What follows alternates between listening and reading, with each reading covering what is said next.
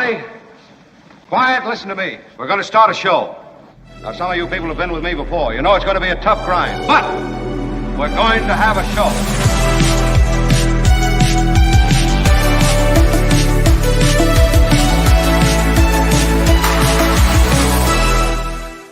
And a healthy, happy good morning to you from all of us at the Big Mark Thompson Show. Yeah, I know. It's very exciting to be with you. Thank you. A lot of people would not appreciate or drink in that smattering of recorded applause, but as you know, it lifts my spirits. You better believe it, everybody. I love it. Yeah. Kim is here, which is super cool. Kim, how are you? She watches news events. There have been some breaking news events already this morning. And Tony is here. Thanks, Tony. Yeah. Tony of the technical work he does that's just, I don't know how he does, like a magic trick. He posted my Tony Curtis story in a short form yesterday. I know how you took that excruciatingly long story and you shortened it. I mean, I wanted to shorten it as I told it, but somehow you did it, and it worked out. So thanks again, Tony. Yeah, very nicely done. Power it of is jump cuts. Yeah, well, I guess. It's like Hollywood Squares here today. Guests galore. Buzzy Cohen, the former Jeopardy Tournament of Champions winner, he's got a new podcast. It's great. I listened to it last night. And that's just the beginning. Bean Baxter, the watcher of the world of British royalty, he will join us. Bean, so much a legend in broadcasting. I think he's a two-time Marconi winner. Excuse me. Getting choked up? Well, I've known Bean a long time. I'm not gonna cry. Yeah. Having him on does almost bring me to tears. I'm not gonna cry. I can see that. Yeah. He's, by the way, I'm sorry. Is my level too hot, Tony? No, I Are we okay? I think it's great. Is it okay? Okay, because I was doing something else here and recording something, so I think the levels are all a little different. So Thanks, Tony. Anyway, excuse me for a second. So, Bean, oddly, is British, is what I was getting to. He's had this distinguished career, 20 years, a dominant morning show in Los Angeles, all this stuff. And now he's left that, moved back to Britain with his wife. Now he's back stateside for some family stuff, and he's been here for a while, so he will join us today. But my point is he's still connected, inextricably connected to the British crown, And so he's really inextricably, yes. So I look forward to having him here. Now, at 11 o'clock, David Katz. Oh, wait a minute. I've leapfrogged Jefferson Graham who will be here. It's Tech Thursday. So we'll do a segment with Jefferson Graham, and it's about your emails. And there's some revelation there. That's just the beginning. We'll touch on several things, but Jeff will be here. Then David Katz, the legal ninja, to weigh in on any number of things.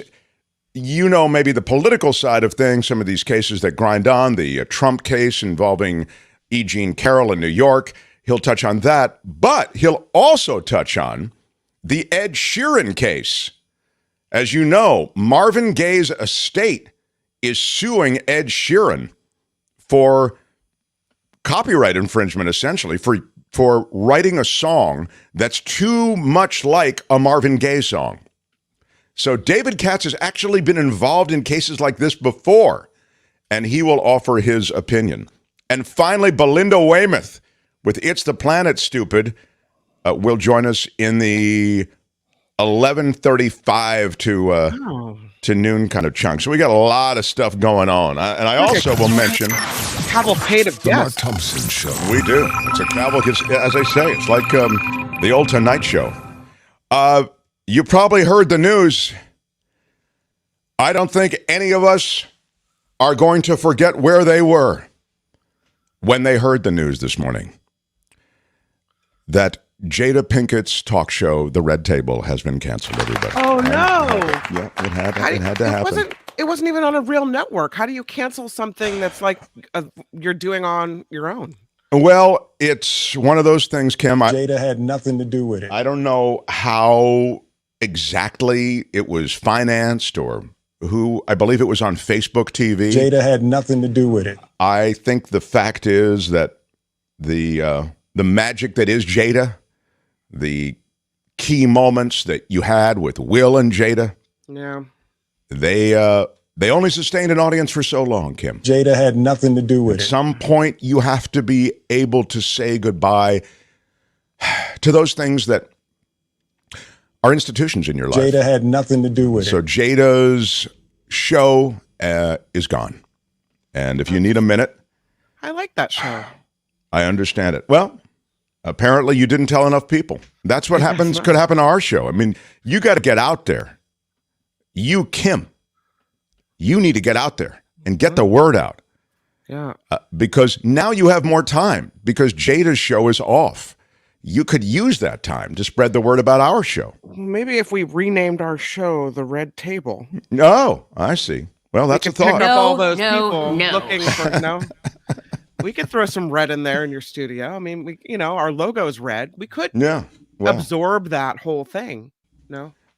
I also want to suggest that the other big news of the day, I mean, sudden breaking news, is Jerry Springer passing away. Yeah. Jerry is gone. He was only at I feel weird saying this, but 79. I still feel like people in their 70s, it's too young. It's a travesty. Who will tell me who my baby daddy is? The Baby Daddy Show, and I'm surprised that you would make this mistake, Kim, was Maury Povich, okay? Oh, is that what it is? Yeah, keep the trash TV clear. Man, I mean, the man just died, and already we're blowing his legacy. Yeah. Jerry Springer was 79. He passed away from cancer in Chicago. He really was an accomplished guy who found this gold vein of television success associated with utter lunacy and with the craziness that was written about. They did an opera about it, I think. There was a Broadway show about the Springer. I know there was a stage show mounted. I thought it went to Broadway. News anchor, commentator, a mayor, and then, of course, the series, the Springer series, which actually also produced a spinoff. Springer's bodyguard on the show got his own show. I forget what that guy's name is, but yeah, you can Google it. Yeah, find out. Anyway, so those notable passings: the Red Table Show from Jada gone, and Jerry Springer passes away at 79. The Mark Thompson Show. It is with great anticipation that I welcome this guy. I'm a huge fan of his work. I loved him when he was a contestant. I loved him when he was a host, as one of the fill-in hosts when they were looking for someone to take over for Alex Trebek. They brought in many of those accomplished Tournament of Champions winners and those who knew Jeopardy really well, and also celebrities. It was quite the rotation. But I thought this guy really distinguished himself. I was kind of on Team Buzzy, and I'm someone who's followed him then since, and I've seen him on other shows, and he's got it all, brains, smarts, and he's still humbled, got a great sort of way about him. I'm so impressed by his work ethic as well. I won't delay any longer. I'm just trying to make a point. How about it for Buzzy Cohen, everyone? Hey, thanks for having me, Mark. I got to live up to that introduction. Well, I will tell you already have, because the latest podcast, which is out of the Jeopardy world, I listened to last night, and it's terrific. But I mean terrific. You really walk listeners through the origins of Jeopardy, and there's some special treasures in all of that. Yeah. So tell everybody about this, and tell me about this podcast that has just launched. I think yesterday was the day it launched. Yeah. Came out yesterday. The response has been already so awesome, including from you. That means so much coming from you. I know, you know so much about broadcasting and hosting and all that stuff. So really, I take your praise very, very to heart. So this podcast came about because one thing that we learned in the last couple of years is how important Jeopardy is to people, to American culture. I mean, this thing, I think, the host replacement thing felt like a Supreme Court replacement, like a confirmation hearing. And so it's like, why? How did like a syndicated game show become this thing that is so important to people that we care so much about? That's headline news. That's in the New York Times and all this stuff. And so with that in mind, we're like, well, let's go back and see where this came from and how the show transformed through various moments and really what is going on behind the show. So there's kind of a multifaceted thing, but it's really like an examination of how we got to where Jeopardy is today, what Jeopardy is today, because there's another podcast that I'm on, Inside Jeopardy, which is really about like what's going on right now in the show, what's coming up. And this is more of a investigation look back. I was just going to say, while we're talking to you, I was just going to ask our live audience, and a lot of people taking the show on delay or whatever, throughout the day. But those who are in the chat now, if you have any questions, you made me think of it actually just now, Buzzy, when you said that you talk about the inside Jeopardy stuff that you have on the existing podcast. I mean, the one that is the one you've been doing for a while. Yeah. If anybody's got questions, now's the time. So if you've got a Jeopardy question while we've got Buzzy on, we'll slip it in, but you got to get it in now. Anyway, please continue. I'm sorry. So you were doing that podcast you were saying. Yeah, exactly. So This is Jeopardy really takes you, like the first episode is where did this show come from? And it's an incredible story. I mean, it brings in everything, like Marlon Brando comes in. We talk about Art Fleming. Merv Griffin is obviously at the center of it.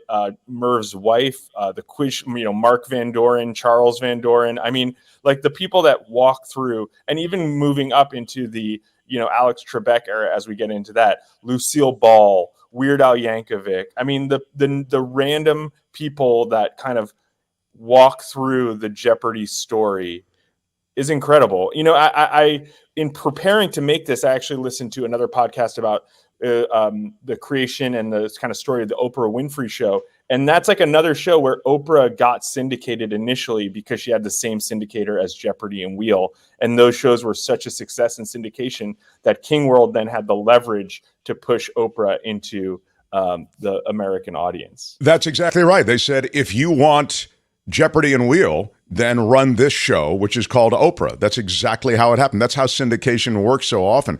The other thing, and I'm not going to reveal, I want people to go to the podcast to hear it, but the other juicy fact is how it got the name Jeopardy. That wasn't the original name from Merv. It wasn't the original, as Merv was kind of putting it together, that wasn't the original name, but how they came up with it. And I love that you actually had clips from Merv himself in the podcast.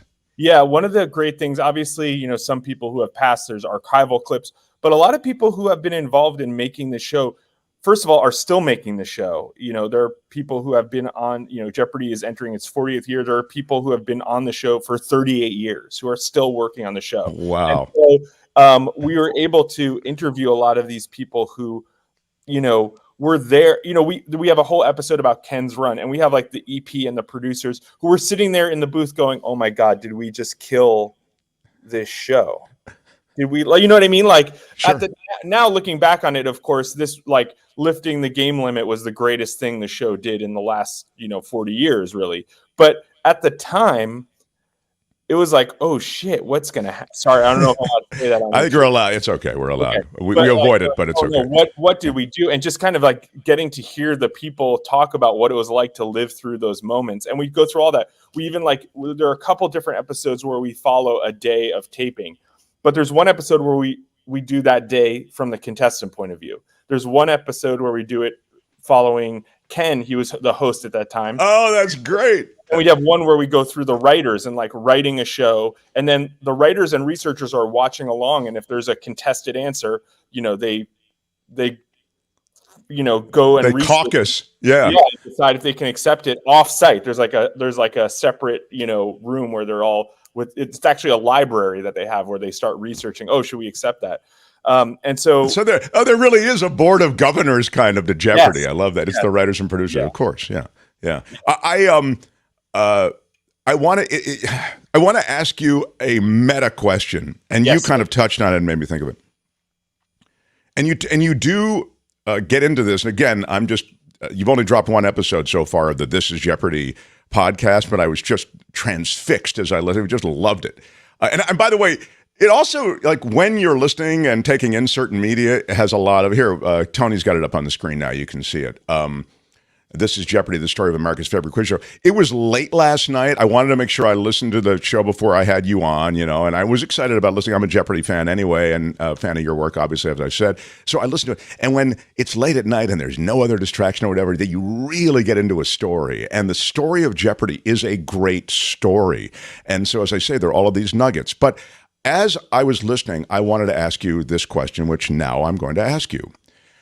Do you think that it's best for a show when I know my answer to this, I'm curious about you, when a contestant rocks it day after day after day, episode after episode, so you see, as we've seen in the case of Jeopardy recently, this sort of super dominant contestant where you're almost not even within catch-up range by the time Final Jeopardy rolls around. Is that good for a show, or do you think you don't want someone that strong?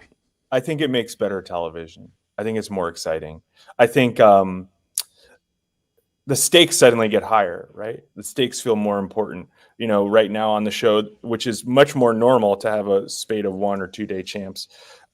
It's still a great show. I mean, I think the thing that is really like we learned through all of the turmoil, in season 38 or whatever, is how rock solid the format is. Because even if you liked some of the guest hosts better than others, it was still Jeopardy.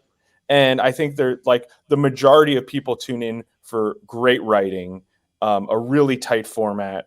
It's pretty bulletproof. You can make little tweaks here and there, but it's a pretty bulletproof format.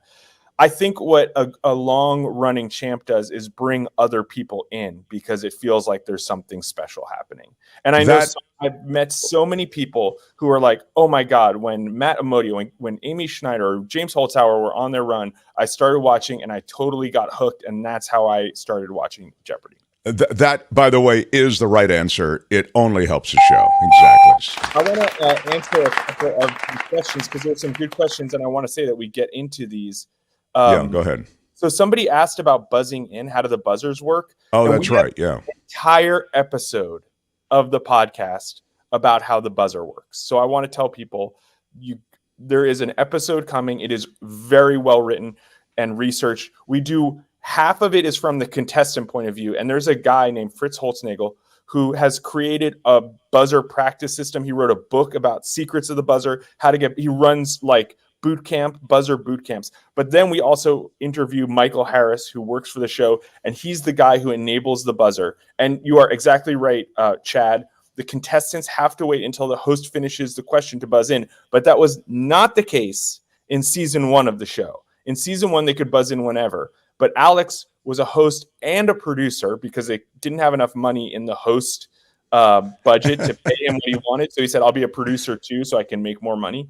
And as a producer, he said, it doesn't work to have people buzzing in whenever. Let's change it so they have to wait till I'm finished. And that fundamentally changed the game and also has made it such a great watch along experience because you don't have all this chaos of people buzzing in. Us watching at home and get to hear the entire clue. Yeah, that's right. In the early days of Jeopardy, which you also chronicle so well in the first episode, you'd hear immediately when the clue was revealed, you'd hear immediately the bing, like somebody's like, dude, we haven't even seen the question yet. And that was the whole thing. You had to beat the other person to the reveal almost. Yeah. So it was a blind buzz in almost. Right. When you're there, just to follow up on Chad's question, do you get a sense of the question before you buzz in? You almost would because Alex is reading it or Ken's reading it.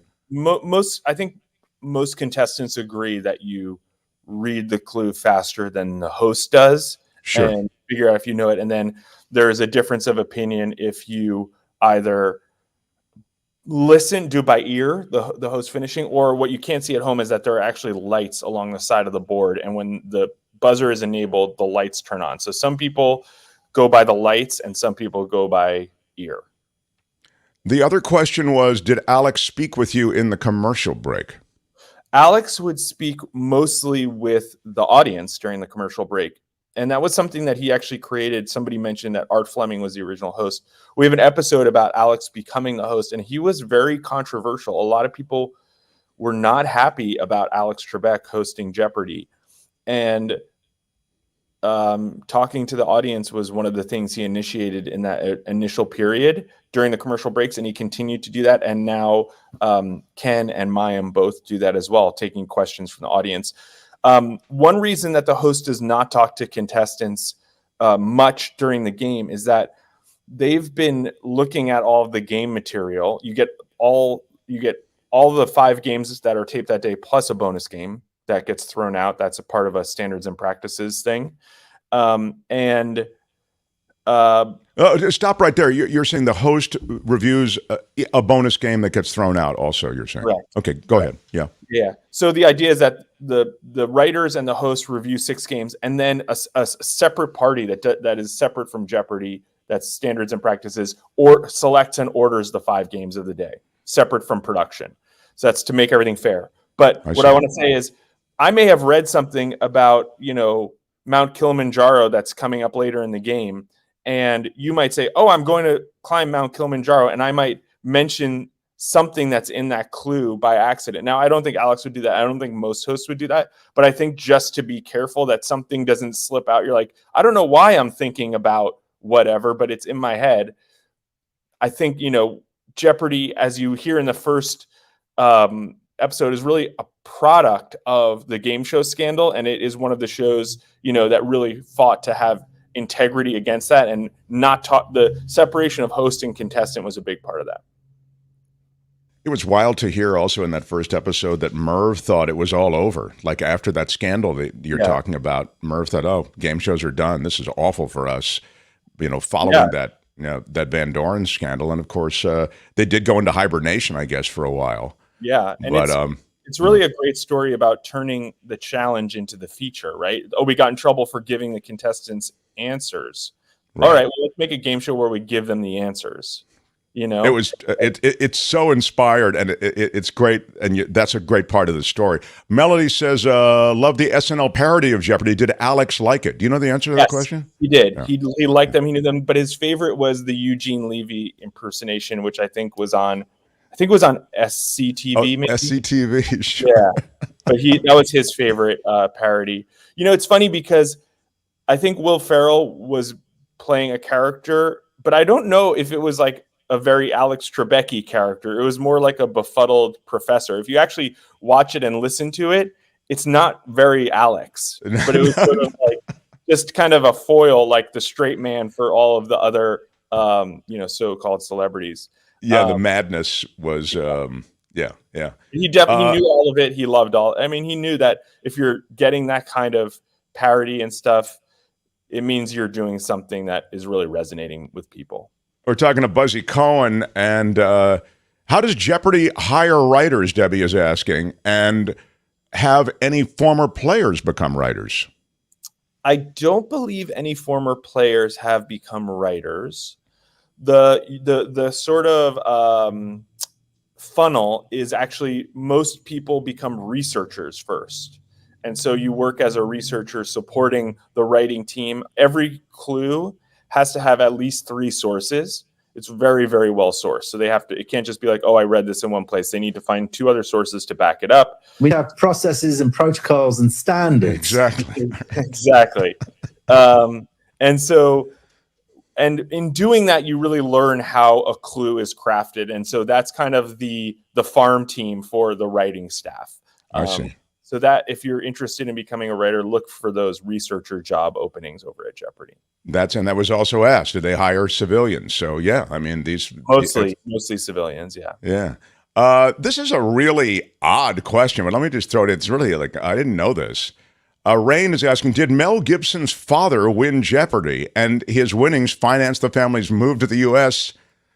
From the U.S. to Australia? That's a wild story. Never heard that story, but I can certainly look it up. Can you get your best people on that? I'll get my best people on it. But yeah, I mean, one of the things that's really fun too is we have the audio and the person who won the first game ever of Jeopardy on the That was magnificent, Buzzy. That was so great. And in everyone complains about how low the winnings are now, that they need to up the dollar amounts. Like people were winning like $200 back in 1963 or whatever. Yeah, it really is wild to see. Now there's real money, and I guess that was real money at the time. Yeah, it just looks like it's just as a result of inflation and everything else. It just looks like so much less. Yeah. So I do recommend this. This is Jeopardy, is what it's called, Yep. and it's a real good entry level ride. I mean, it's kind of a yarn. You're sort of a storyteller, and yeah. No, it's a different muscle than like being a host or something. Yeah. Go I ahead. as you know, Mark, we've talked about it. I did an audiobook that got published in 2020, and it sort of felt like I was working that muscle again. But yeah, it's a very different thing. It's still engaging. And one of the things that I really learned when I was guest hosting, that you really realize when you watch Alex versus other game show hosts or whatever. There are 61 clues in every game of Jeopardy, and every one he told as a little story. It wasn't just I'm reading the clue. It was I'm telling you this story. And he really and so I think one of the things that I really worked on was like, okay, what's the story here? What's the interesting thing? How do I make this an engaging story for each of those clues that you blow through in 30 seconds? If you map it out, 61 clues in a half an hour. And that was really his gift. And I think I appreciate you, the compliment, because it's definitely a different muscle, but I tried to bring in some of what I learned from my guest hosting experience. Well, this is, I think, one of your superpowers, which is that you go to school on what you need to do for various situations that are all different. And sometimes they don't look as though they would be very different, but you go to school on them. I remember Buzzy Cohen talking about how he watched recordings of Trebek and Jeopardy and the different ways that Trebek said that's right or that's wrong, or that all these little things that you wouldn't even necessarily focus on because you might be blinded by the bigger job of hosting Jeopardy. So when you filled in, you brought all of that. You really sort of went to college on Jeopardy. And I give you a lot of credit for that. And I think it stood you well when you actually got in there. Yeah, I mean, I've said it before, but I knew I was probably the longest shot in that bunch. If you look, Katie Couric and I mean, the LeVar Burton, the level of talent, and including, Ken, who spent more time on the stage than anyone other than Alex. If I wanted to be considered, I needed to be kind of undeniable. And so I was just like, all right, that's the goal. And I just did everything I could to try to get in there. So I'm glad. Well, that was, and this is interesting. Everybody had their favorites, and there you are with Alex. That's very, very cool. Love it. Love it. You're also a character, but you know how to crank up that character and then crank down that character, if you know what I'm saying. Yeah, absolutely. I mean, it's I think kind of a social awareness thing that you apply then to the setting of the show. And I've been on a few different shows, and they've asked different things of me. And so I think a lot of people maybe it's harder for them to shift, right? There's like, oh, I've created this thing, and I think it's just, I remember being a contestant, and it's really the contestant's moment. And so when I host, it's about kind of stepping back or possibly like teeing people up to have their moment versus, on the chase or something like that, where it's a little more like, I'm supposed to be the chest beating, egomaniac up there at the top of that slide or whatever. And I can do that because I can laugh at myself, and so I can have fun with it. I think if I really believed it, I don't know if I would be able to live with myself. Yeah, on the chase, they really make you, kind of play the WWE wrestler kind of role. Yeah, which is really kind of funny. Is the chase coming back? I don't know. Okay. The other question. Sorry, I should say we have another. I think we have another 5 or 10 episodes that are airing. I think there are 5 more episodes airing in June. Yes, that we've already taped. I don't know what's happening after that. Several people, Buzzy for permanent host. I mean, that ship has sailed, but it's so cool that so many people are. I wish you were the main host, Buzzy. There's also in my book, Buzzy, you were tied with Ken to host. David Faber second. Faber had a good outing. I was surprised how good Faber was, actually. I think a lot of people were surprised by a lot of people. You know, I think a lot of folks who had favorites were kind of disappointed. I think I don't know totally. I don't know how different people approached it, you know. But I think a lot of people were pleasantly surprised. Even like there were some people who were like, I can't believe I'm enjoying Joe Buck. I don't know. Right. I don't know what Joe Buck did to the American public that made him so. I'm not a big sports guy, but yeah, for some reason he's both reviled and celebrated by the public. Yeah. Maybe that's a good thing. Maybe that's what you want. Yeah. Hey, the new podcast is This Is Jeopardy. The Tournament of Champions. There's the primetime event coming, right? I mean, just the Masters, Jeopardy Masters, which is I think airing in like a week and a half. Right. Not this coming week, but the following week. I saw the first couple of shows get taped. It's incredible. And so the Masters are what? These are people they're who the 6 top current players. So that's Amy Schneider, Matt Amodio, Mateo Roach, Andrew He, and Sam Buttrey, who were 2 finalists in the Tournament of Champions, and James Holzhauer. So that is really the cream of the crop. And Jeopardy is creating something like a pyramid, right? Like in football, where they're creating all these different tournaments to ladder you up into Masters and get relegated down into the other tournaments. So it's like a whole thing. There's a postseason. There's like, I love it. So it's really fun. There's a lot going on. It's an industry. I love it. Again, check out the podcast. You will love it. It is a great ride with Buzzy Cohen. This is Jeopardy is what it's called. Buzzy, love you. Thank you for stopping through. Can't wait to listen to the next episode. Okay, my friend. Bye. See you, man. Wow. Buzzy Cohen, everybody. That was cool. The Mark Thompson Show. We are a little late. What would you like to do, Tony? We have Kim's news standing by. Kim, how are you? I think we should do. Can we do a shorty newscast and then bring on Bean? Would that be fair? If you're okay with that, Kim. Kim, how are you feeling? Yeah. Kim, how whatever are you? you guys want. I'm good. Okay. Good. It's nice when the whole staff falls asleep at the same time. Yeah. It's kind of dozed off. Yeah, whatever. No, whatever. no, I have okay. a tremendous That's the kind of newscast prepared. Okay. For you. I'm happy to put it on hold. Smash the like button like a boss. With your iron rod. Smash the like button like a boss. So check this out. Buzzy is my favorite. That's from Allie. Allie is from Cup of Tea and a Chat with Allie and Bean. Bean is going to join us next. So it's quite appropriate that Allie would buzz in for Buzzy. Very, very cool. I think we'll go to Kim, then we'll go to Bean, then we've got Jeff, then we've got David Katz. Quite the show ahead. So thanks for being here. Smash it like an iron rod. Yeah, Mark Thompson Show. The Mark Thompson Show.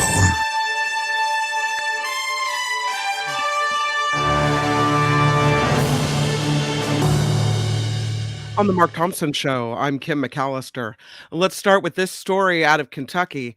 The parents of the gunman who committed the Louisville, Kentucky mass shooting say their son was taking medication and seeing 2 mental health professionals. Todd and Lisa Sturgeon said on the Today Show their son never should have been allowed to buy a gun. Their son killed 5 and injured 8. The state of West Virginia, I should say, might have the most intriguing U.S. Senate race in 2024. Republican governor and former Democrat Jim Justice filed on Thursday to run for U.S. Senate. Democratic incumbent Joe Manchin, who has blocked some of President Biden's most pressing items on his agenda, has not said yet whether he plans to run for re-election. So, but with a name like Jim Justice, I don't know how you don't run. Jim Justice for Senate. Yeah, that may be where the party ends, though, right there at the name. But go ahead. Yeah. The talk show host, as you were mentioning earlier, Mark, whose segments typically led to brawls, is dead. Jerry Springer died peacefully at his home in suburban Chicago at the age of 79, that according to his family. Before TV talk show fame, Springer served as the mayor of Cincinnati. I thought he did that after TV talk show fame.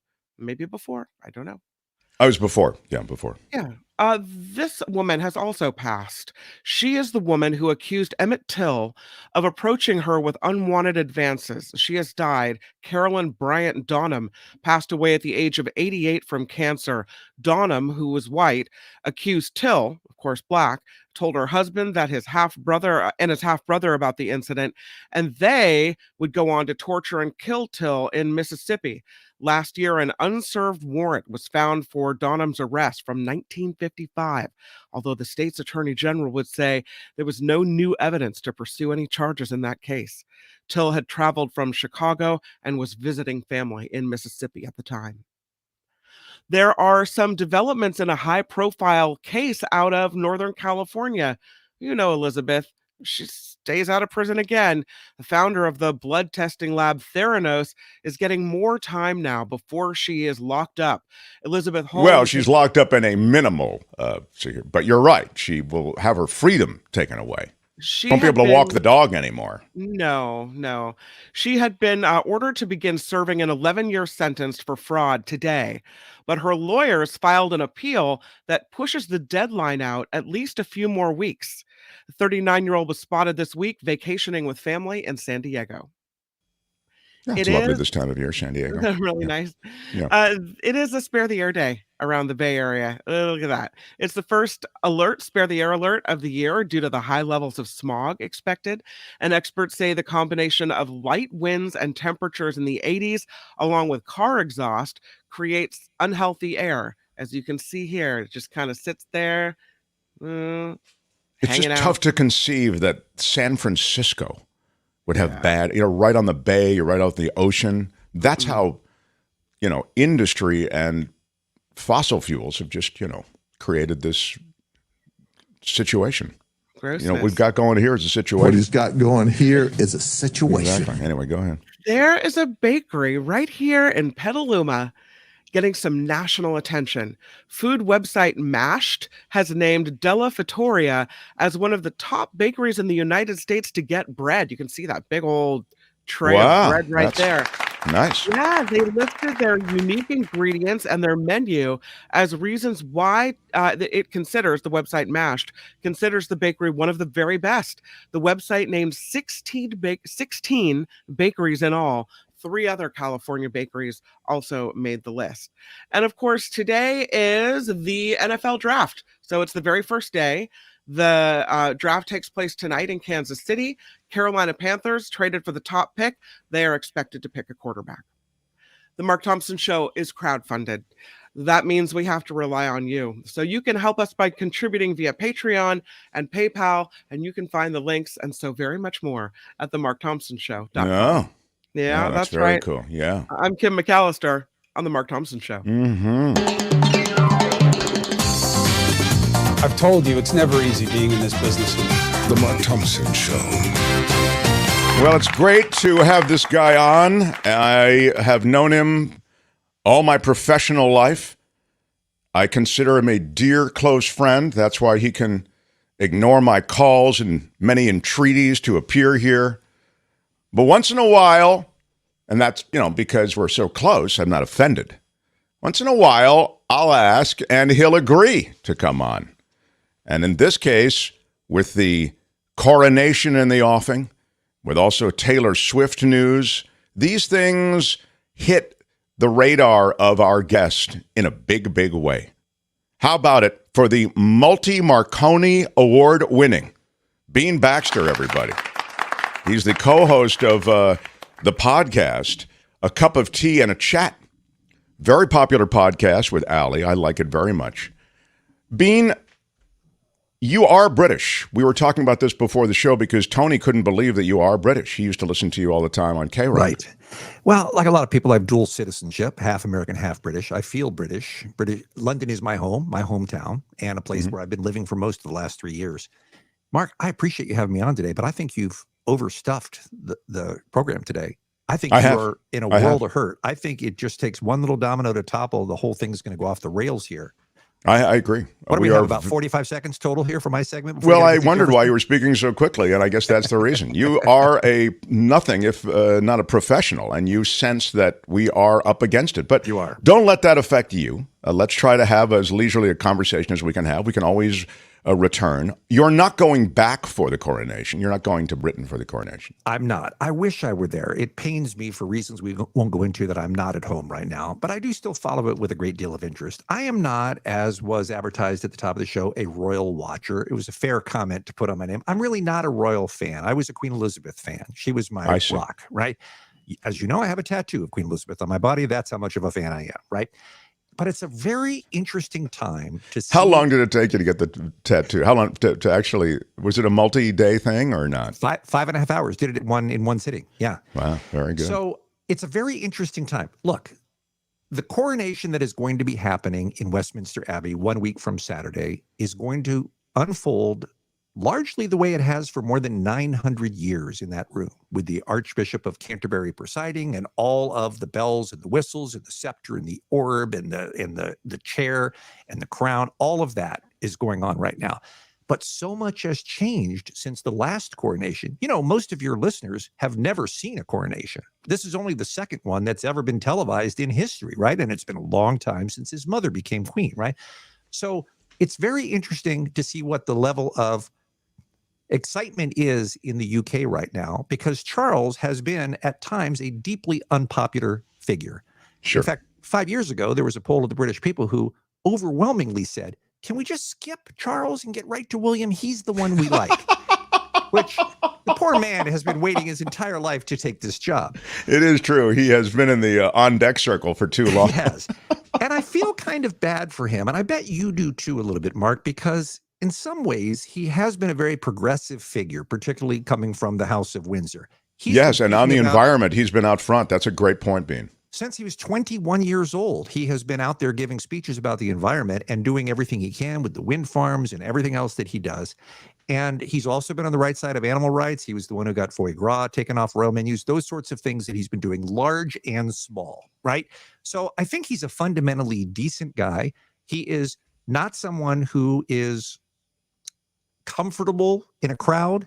He's not somebody who you feel is fun to hang out with. He's just, as opposed to his son, William, by the way, you know, William last week picked up the phone in an Indian restaurant that he was in and took an order on the phone, right, from somebody who was calling it. That's the kind of goofy stuff that a young person does. If he tried to do that, it would just be a disaster, right? Oh, that's funny. So yeah. It's very interesting. He has become more popular since he's become king, but the world has changed so much since Queen Elizabeth died. The world is in a bad shape. The UK is in a bad shape. It's had 13 years of Tory rule that has ruined that country. Brexit has been a disaster. Inflation is way out of control. And I think it's very hard for a lot of people, even if they didn't have a strong impression of the royalty or care that much, to look at the difference between them trying to afford groceries this week and seeing a man with a solid gold crown on his head with 400 gemstones. Right? Thank you. Yeah. I think for a lot of people, they just feel like it's out of step. Another difference, the Commonwealth, the British Empire, has collapsed since the Queen took over. When she became queen in 1952, there were 32 countries in the Commonwealth. Charles will have 14, and 11 of those are already making their plans to exit the agreement, right? He's essentially just going to be, the UK is going to be all his overview coming up here very soon. Well, the reality is, being that he has taken on this position, which is increasingly ceremonial. I mean, I don't know. You could probably tell us the exact moment that it became ceremonial, but it's almost purely ceremonial now, right? And it was an empire, though. I think you're right to point that out. Right. I mean, it used to be the empire. Like the sun never set on the British Empire, right? A famous quote. It is a ceremonial position that is meant to be non-political, which also puts King Charles III in an awkward position for reasons we've described, because he does care about these issues. And now is he supposed to what? Now that he has the biggest platform of his life, is he supposed to just ignore those and not weigh in? I'll give you one great example. Heathrow Airport, the famous international airport in London, wants to rename Terminal 5 after King Charles III. He says, no, I don't want to, because he is trying to cut down on people taking airplane rides, right? That's the sort of tug of war that's going on right now with him trying to stay non-political, but also trying to talk about the issues that are important to him. Yeah, it's such a good point. I mean, he's really someone who has a conscience, it would seem, about the planet. I really love that. But, I do too. I like him a lot. He also has some people who have never warmed to him, and I don't think you could watch that the weekend after this and not look at Camilla there and have feelings, if you're a British person, have feelings about her being called queen.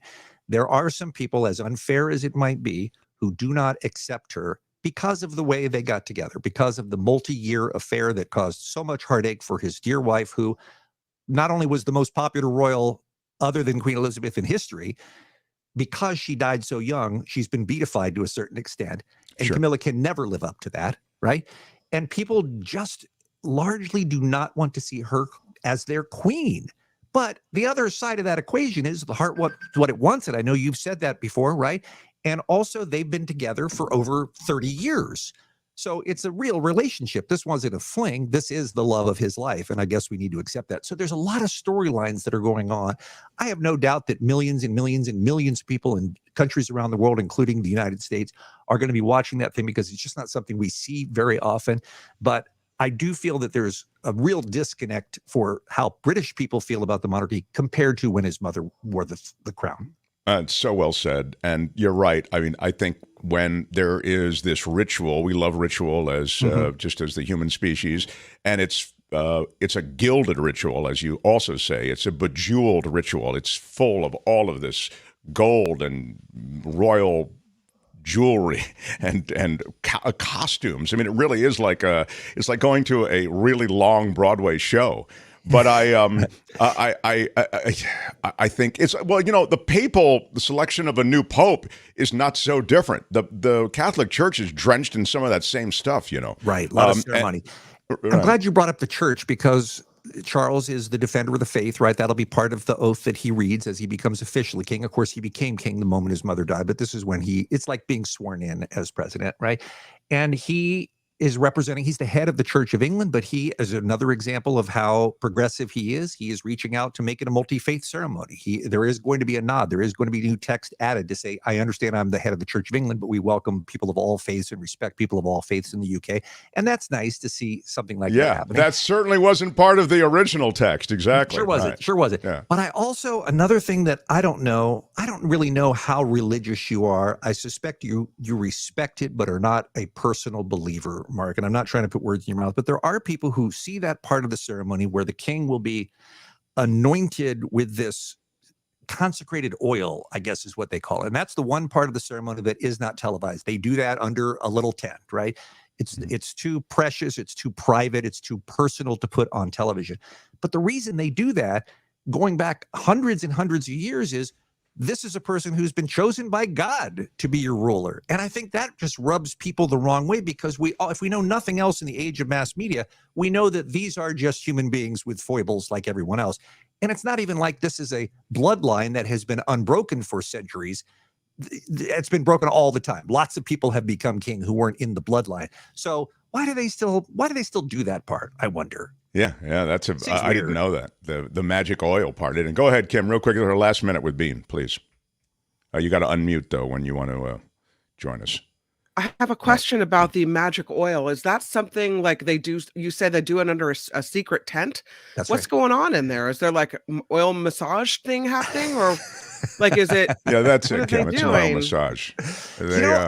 It's I the don't know that unspoken. I don't know that Where do they Underside. get the oil? Like, where's that? Would that That's happen? another great question. Look, Wow. there's a lot of things in the church where they bless the oil, or you'll see food that is kosher because it's blessed by a rabbi or whatever. That's just part of the I mean, procedure. it's special oil, Kim. I mean, come on, let's get on board. You just don't get it. You don't really. get it, Kim. You I mean, don't. come on, let's hop on board. All right, let's get. Mark, will you watch? Are you interested at all in seeing this play out next weekend? Not particularly, but because it is, I have to say, some of the things that you've said make me curious to watch. One of them is, well, there hasn't been one of these, in our lifetime type thing. Right. That's right. true. And I think just for the dog and pony show that it is, I love a show. So Now, I think I'll probably it is watch scaled down considerably. His mother had over 8,000 people at his ceremony. His is going to be less than 2. And to Charles's credit, a lot of those people in the crowd are going to be kids. They're going to be volunteers from his charitable organizations. A lot of people who ordinarily might have been invited, like MPs and whatnot, are being asked to stay home. They've created a much shorter route. They don't want to close down the city with the traffic. It's about a mile route instead of the 5-mile route that his mother went. So he is trying to make it appear smaller and more contemporary than it has in years past. But look, his family has fantastic genes. This man is older. He's 74 years old as he takes this job. He's probably going to live another 25 years, right? Charles will be around for a while. Right. Well, you've made me appreciate him a little bit more than I did before. So there is Bean's tattoo, by the way, of the Queen. If you're listening, you can find it on YouTube. They're here at very, very nice. Bean, next time Taylor Swift, but we're out of time for this visit. I'm going to see her in Nashville May 5th. I know. I'll have a review of the show for you. That would be great. Cup of tea and a chat. We have it up there for you to see as well with Allie and Bean, 2 really talented people, if you count Allie twice. It's a great ride. It's very different than this show, and it's kind of a cool, fun visit with 2 very fun, smart people, Allie and Bean. Bean, thanks for coming here today, man. Love it. I enjoyed it. Bye, Tony. Bye, Ken. Thank you, guys. Okay, bye. Jean, Bean, Baxter, everyone. Yeah, right on. I didn't know a lot of that stuff. The Mark Thompson Show. Now, how about it on Tech Thursday for the great Jefferson Graham, everyone? Yeah, Jefferson Graham, he of photo walks and a Substack that provides all kinds of information, regularly hits your inbox. You know, the Photo Walks TV show is there on YouTube, and it's on a lot of other, I think, platforms as well. But you also have a podcast, I'm pretty sure, which is all about the iPhone. Isn't that right? Yeah, it's called the iPhone Photo Show, and it posts every Friday. I do a live show right here on YouTube at 2:00 Pacific time, and actually the audio from there is the podcast. I see. So that we seems do like a double solid duty, plan. just like you do. Just like you do.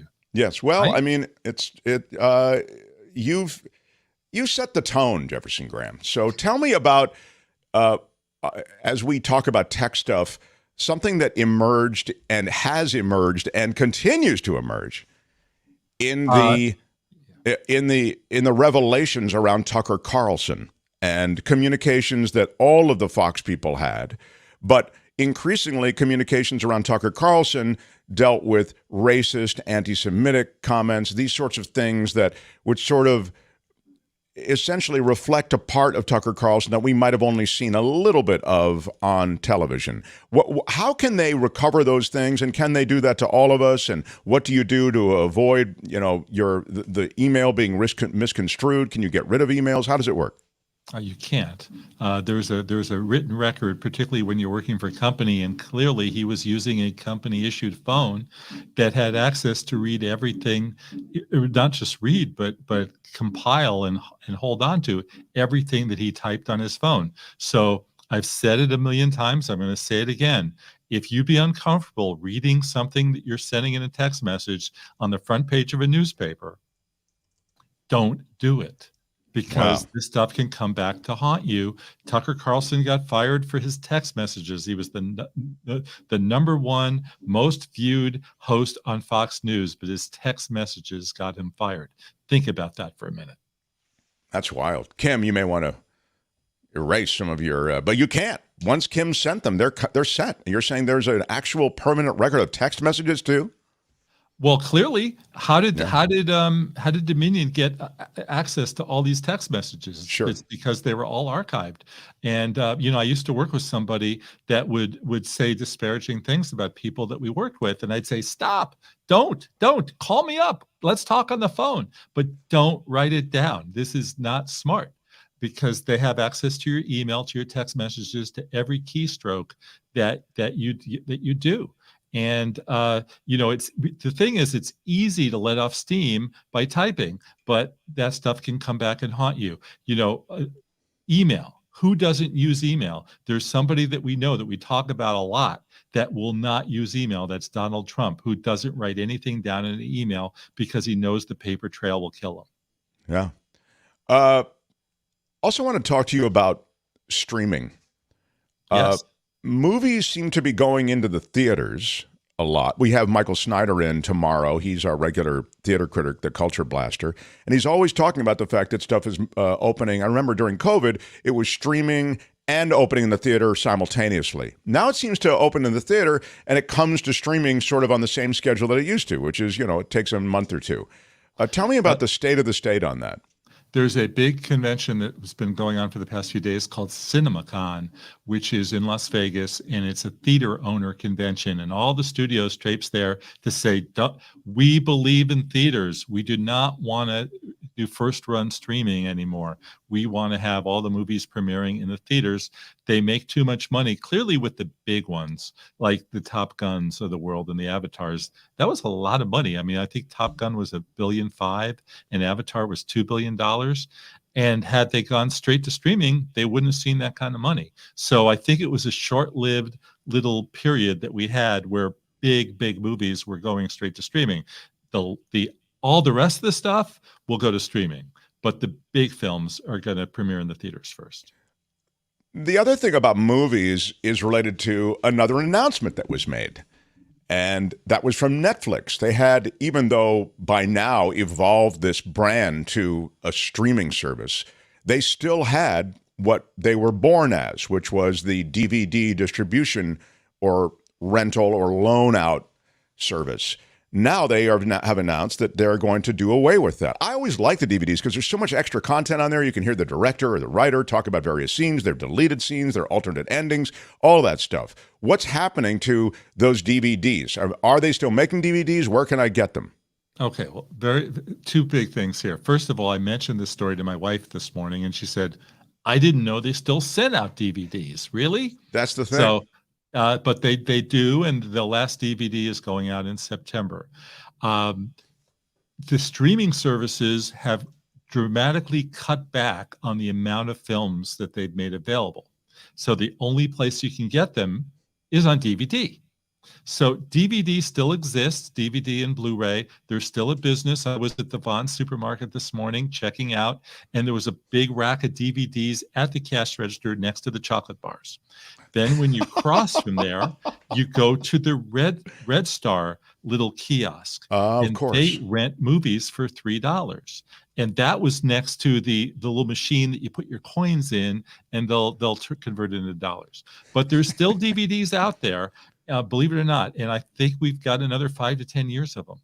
So look for them by the chocolate bars and by the coin machine that turns your coins into dollars, is what you're telling me. Yes. All right.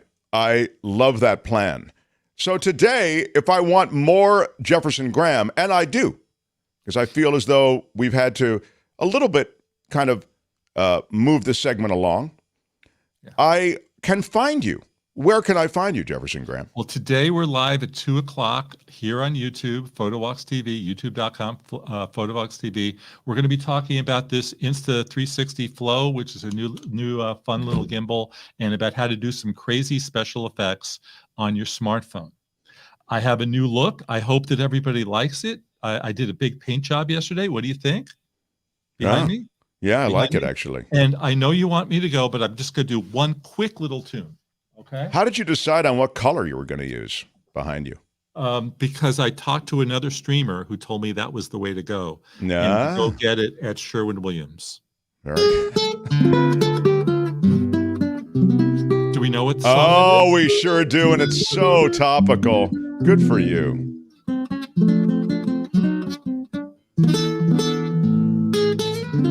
I'll let the audience guess, but I do know. Anybody? It's so topical. Come on. Really? Carol, there it is. Yeah. Carol Burnett Show. So happy for this time together. We aim so to please. Great. When is the special? Her birthday last special? Night.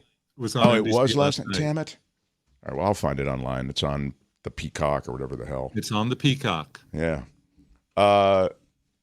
So much fun to see you, Jefferson Graham. A little bit of abbreviated visit, but we'll look forward to you today at 2 o'clock Pacific time. Alrighty. Thank you, Mark. How about it for Jefferson Graham, everybody? Come on. Thanks, Jeff. We have I think I'm the most honest human being, perhaps that God ever created. Yeah, okay. What I meant to do was that. The Mark Thompson Show. Tony, you look like you want to say something. What is it? No, I was just laughing at the mistake that it wasn't me. How dare you? How dare you? But laughing at the mistake was you. And for that reason, whoever is producing this thing has no idea what they're doing. At the talent. Kim, you will agree with me. That is an egregious error on his part to do that. Albert never laughs at me. Taking a chance to, you're going to unlock the Mark Thompson wrath. Yeah. I don't know if it's Don't make me go Sheriff Grady on you. All right. Smash the like button like a boss. Smash it with your iron rod. Smash it for Jefferson Graham. Smash it for Bean Smash Baxter. It with your iron smash rod. It for Buzzy Smash Cohen. It with your iron rod. And smash it for David Katz, Smash who's it coming with up. Your iron rod. Much to talk about. Give me a thumbs up. We'll hit you for money next hour. You can support us, of course, through Patreon and PayPal, but I won't belabor that for now. I want to get to Kim's news. And as I say then, the great David Katz. What he's got going here is a situation. Exactly. The Mark Thompson Show.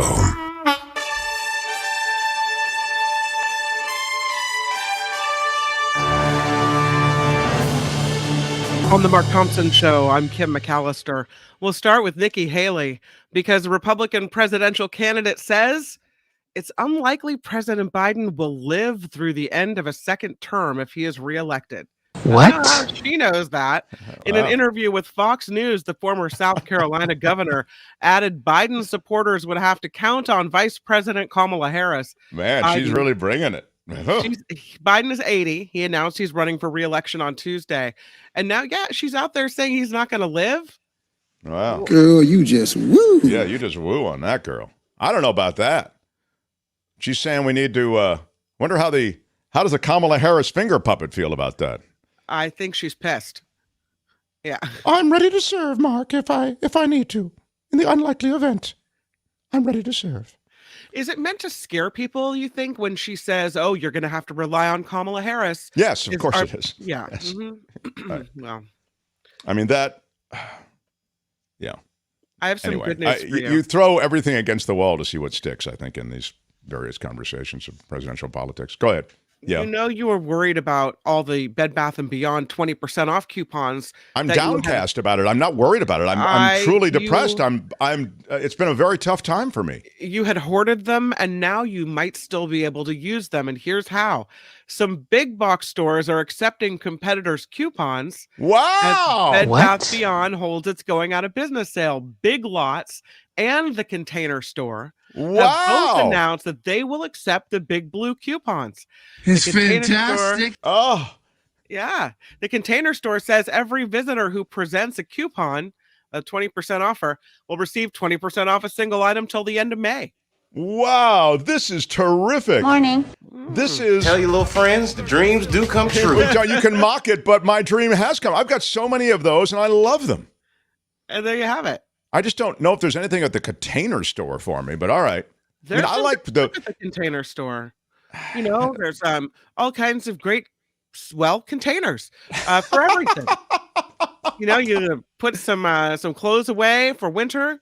No, done. I'll tell you. I'm going to give you the real truth. Pack up your cereal. Done. I'm going to give you the real truth about the Container Store. I don't get it. I literally don't get how it can take up so much real estate in so many different brick and mortar locations and survive on their inventory, which to me is just so straightforward containers, as you say. It must be a front for something else. It's all there, black and white, clear as crystal. Thank you. It is clear as crystal. There's something else going on. I don't buy it. People love their containers. Organized. Please. They love to be organized, All right.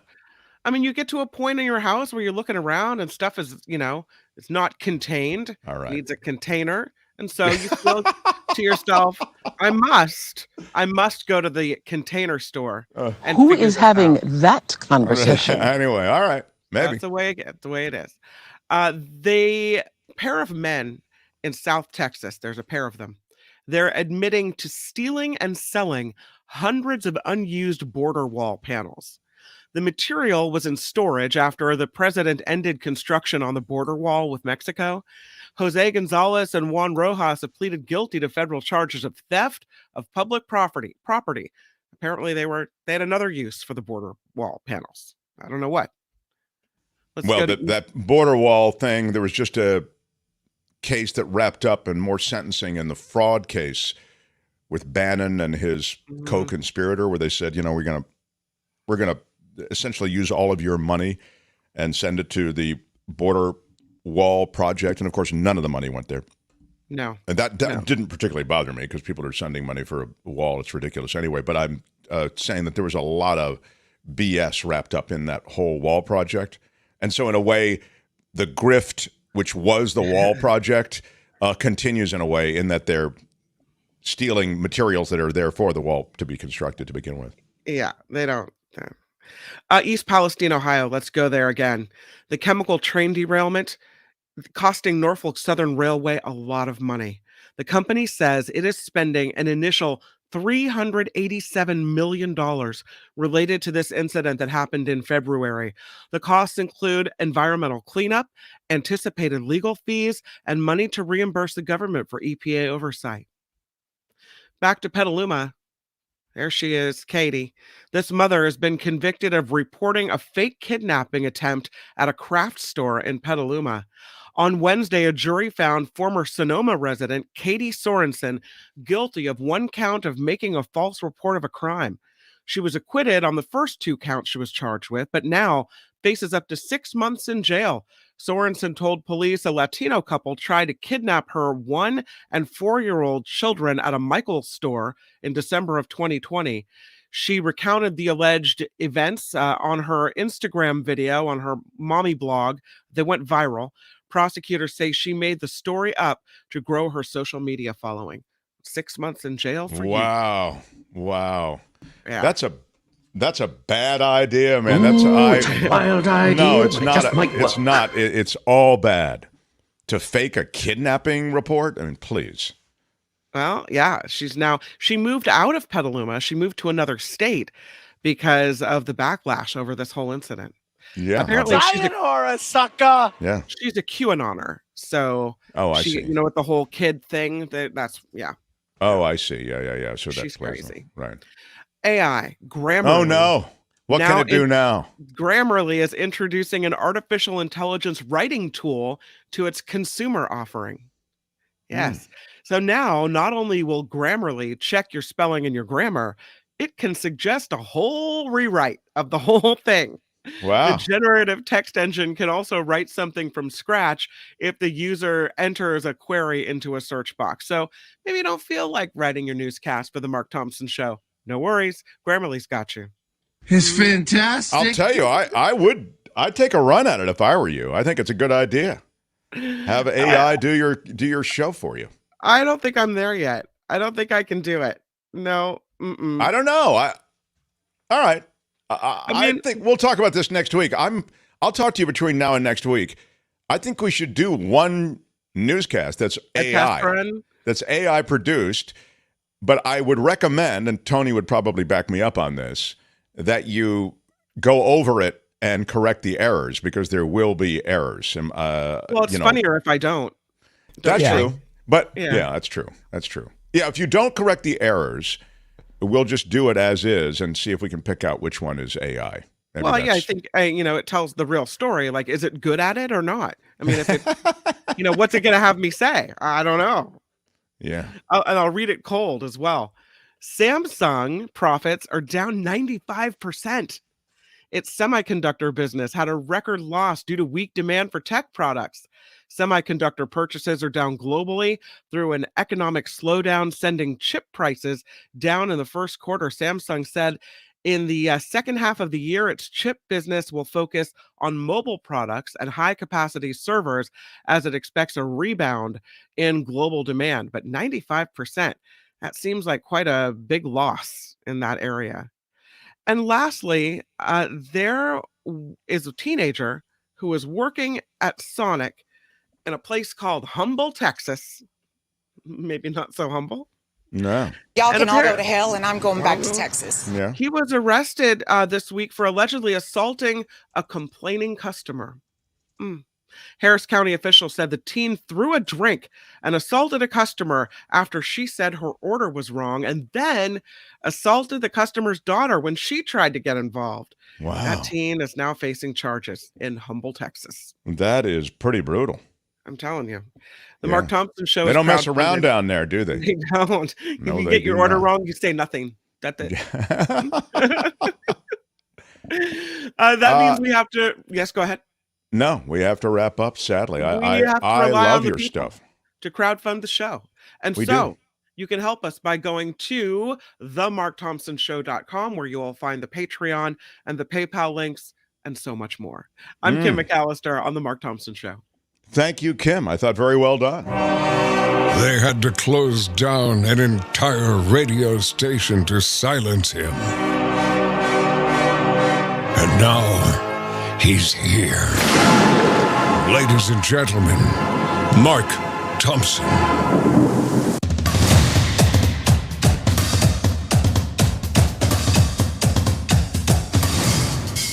The Mark Thompson Show.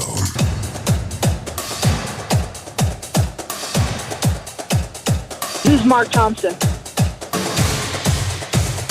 Who's Mark Thompson? Who's Mark Thompson? Who's Mark Thompson? Who's Mark Thompson?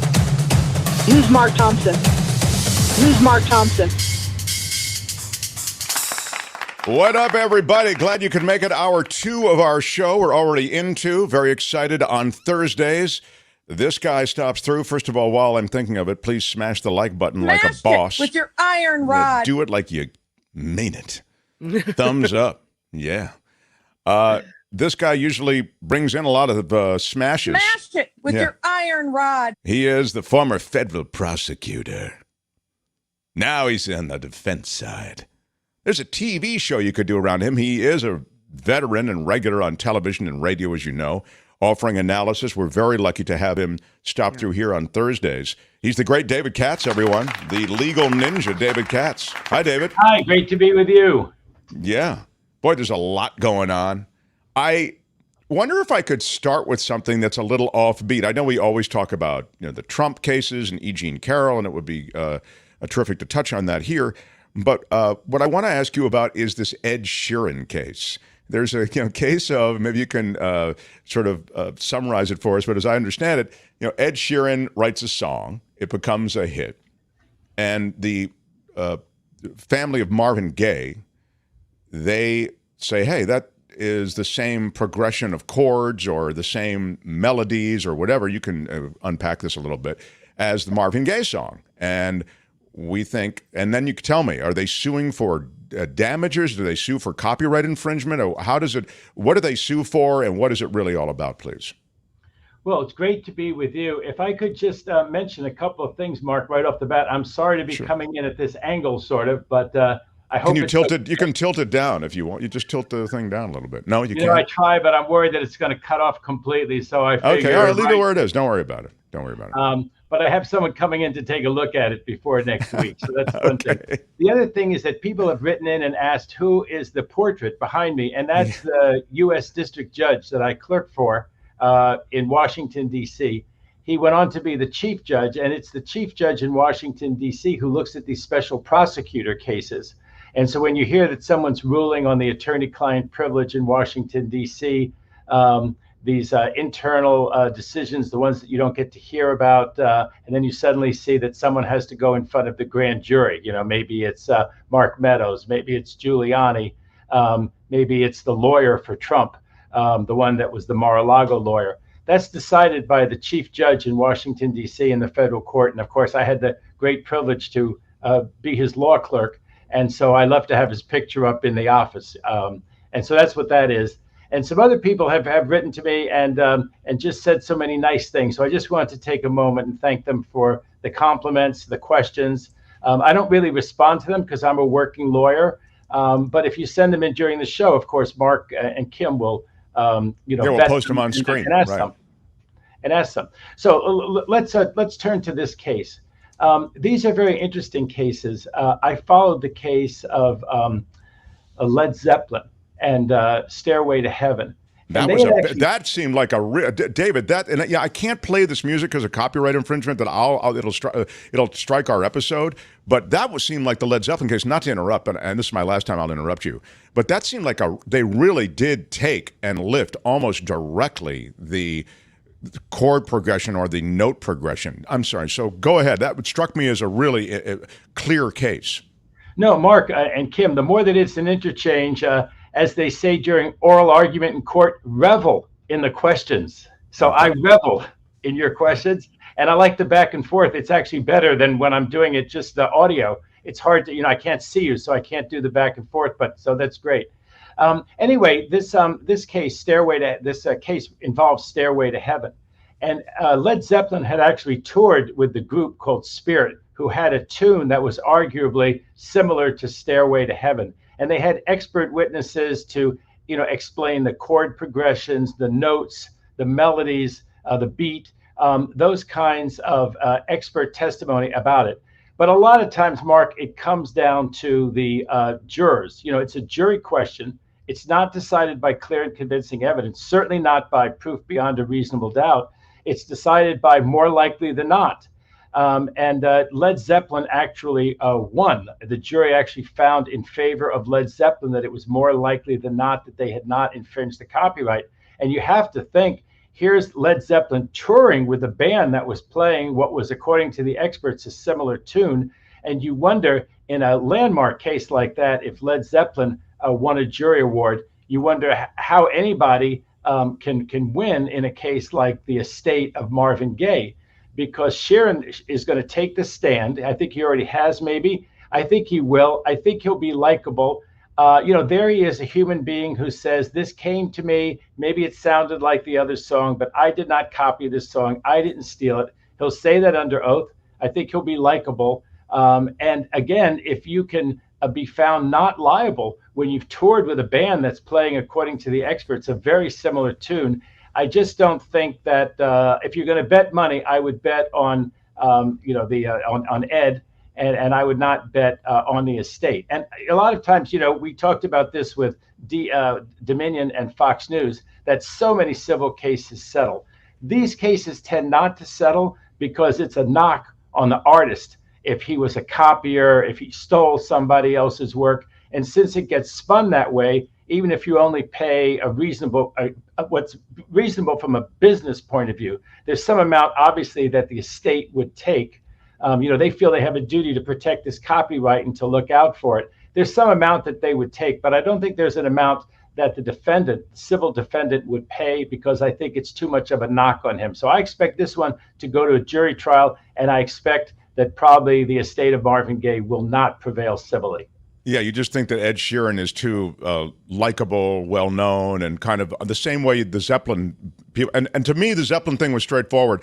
That was lifted. It was the same song, the same beginnings, absolutely identical. And the fact, as you've suggested, that Zeppelin prevailed in that, I love that you use that as sort of the test case, or I don't know what you'd call it, the historical case that might inform what's going to happen here, because to me that was clearly a lift. And as you say, they toured with the band. I mean, my God, you don't even have the high ground of, well, I never heard that before. You didn't hear it before? We played it every night, and you were right off stage. Well, I think that's an excellent point, and there are not that many precedents. There aren't that many cases. And that one, which was tried in federal court, I remember when it was going on, and I was trying to poke my head in there one day. And, the big stars of Led Zeppelin are actually in the courtroom, just like he's going to be in the courtroom. I don't remember whether they testified or not. I really believe, is going to testify, Ed. And I just think that, like I said, it's a civil jury. It's by a preponderance of the evidence. So you can see why the estate would bring it. It is a lot of money if they win. You asked what would the remedy be. You basically get paid as the artist. You get the artist royalties if it's based on art. So if you go and you do a cover of some song and it becomes a hit, a big hit. One thing I have to say is I followed a band way back in the 60s called the Barkays, and they had Otis Redding with them. And, Otis Redding did Respect.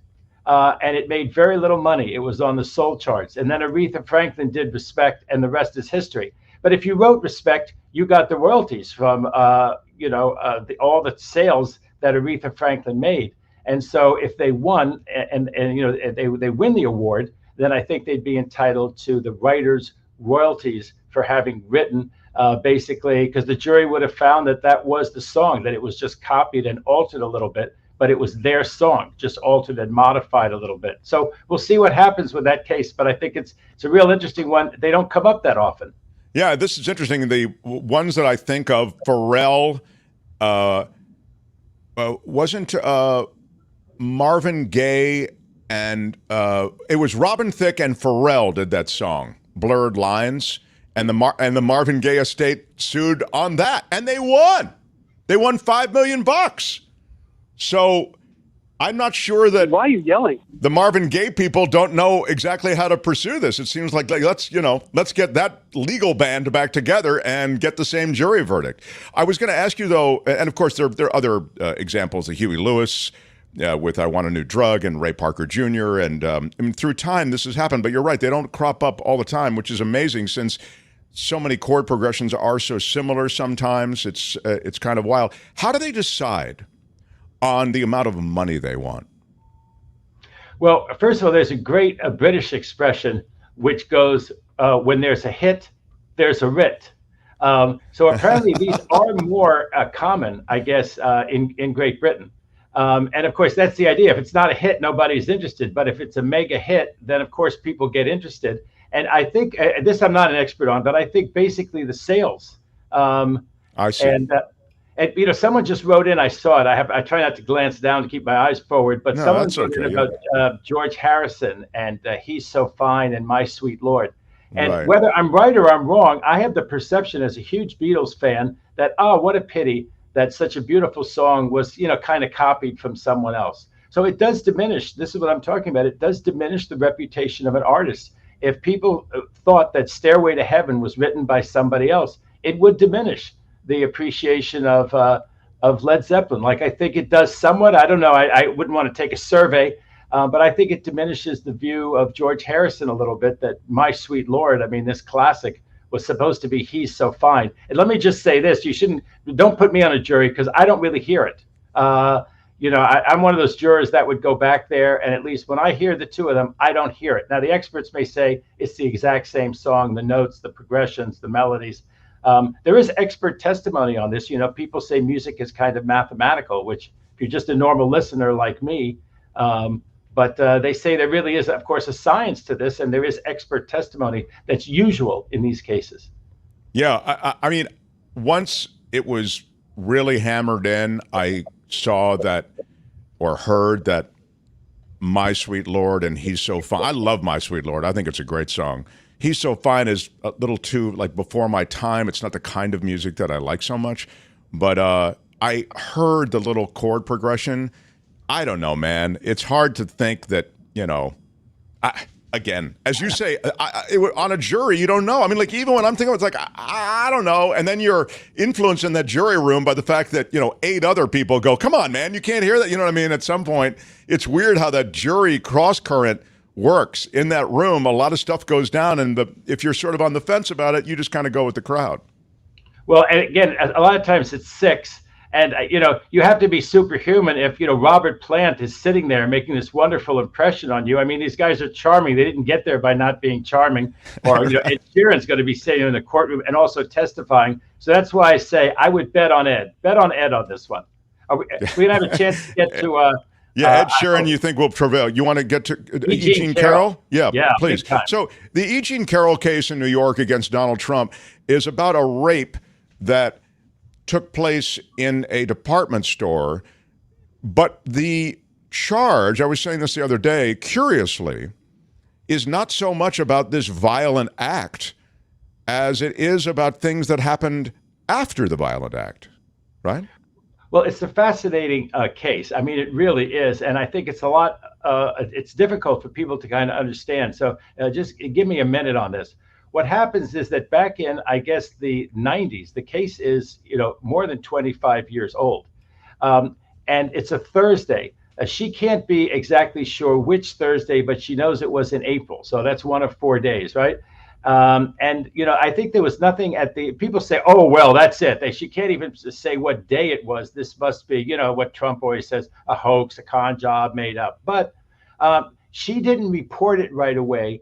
And when you look at why she didn't report it and what happened, it actually cuts very much her way. I think that this suit is going to go her way. I think the jury in this case is going to find against Trump.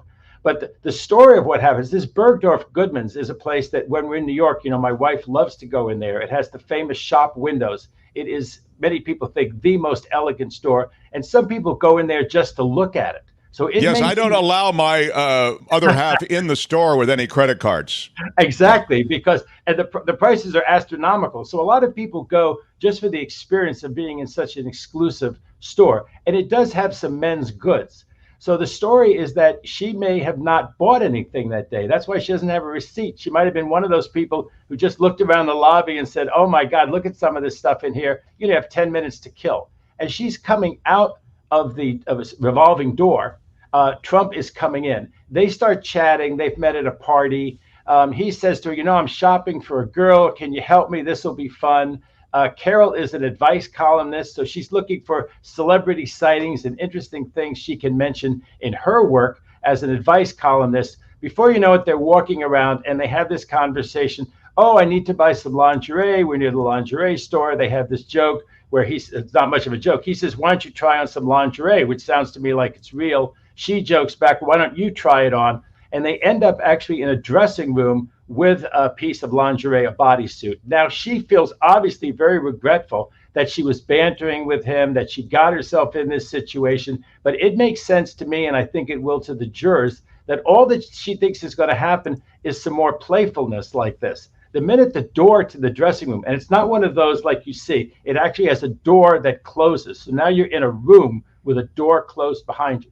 The minute he gets in there with her, he just mashes her against the wall. And according to her version of it, he actually puts his finger in her vagina, and then he puts his penis in her vagina, pushing her clothes down. This all happens very fast, and she manages to extricate herself after allegedly he's done that. She runs out, and she calls two friends the next day. One of her says, oh my God, you've been raped, report it.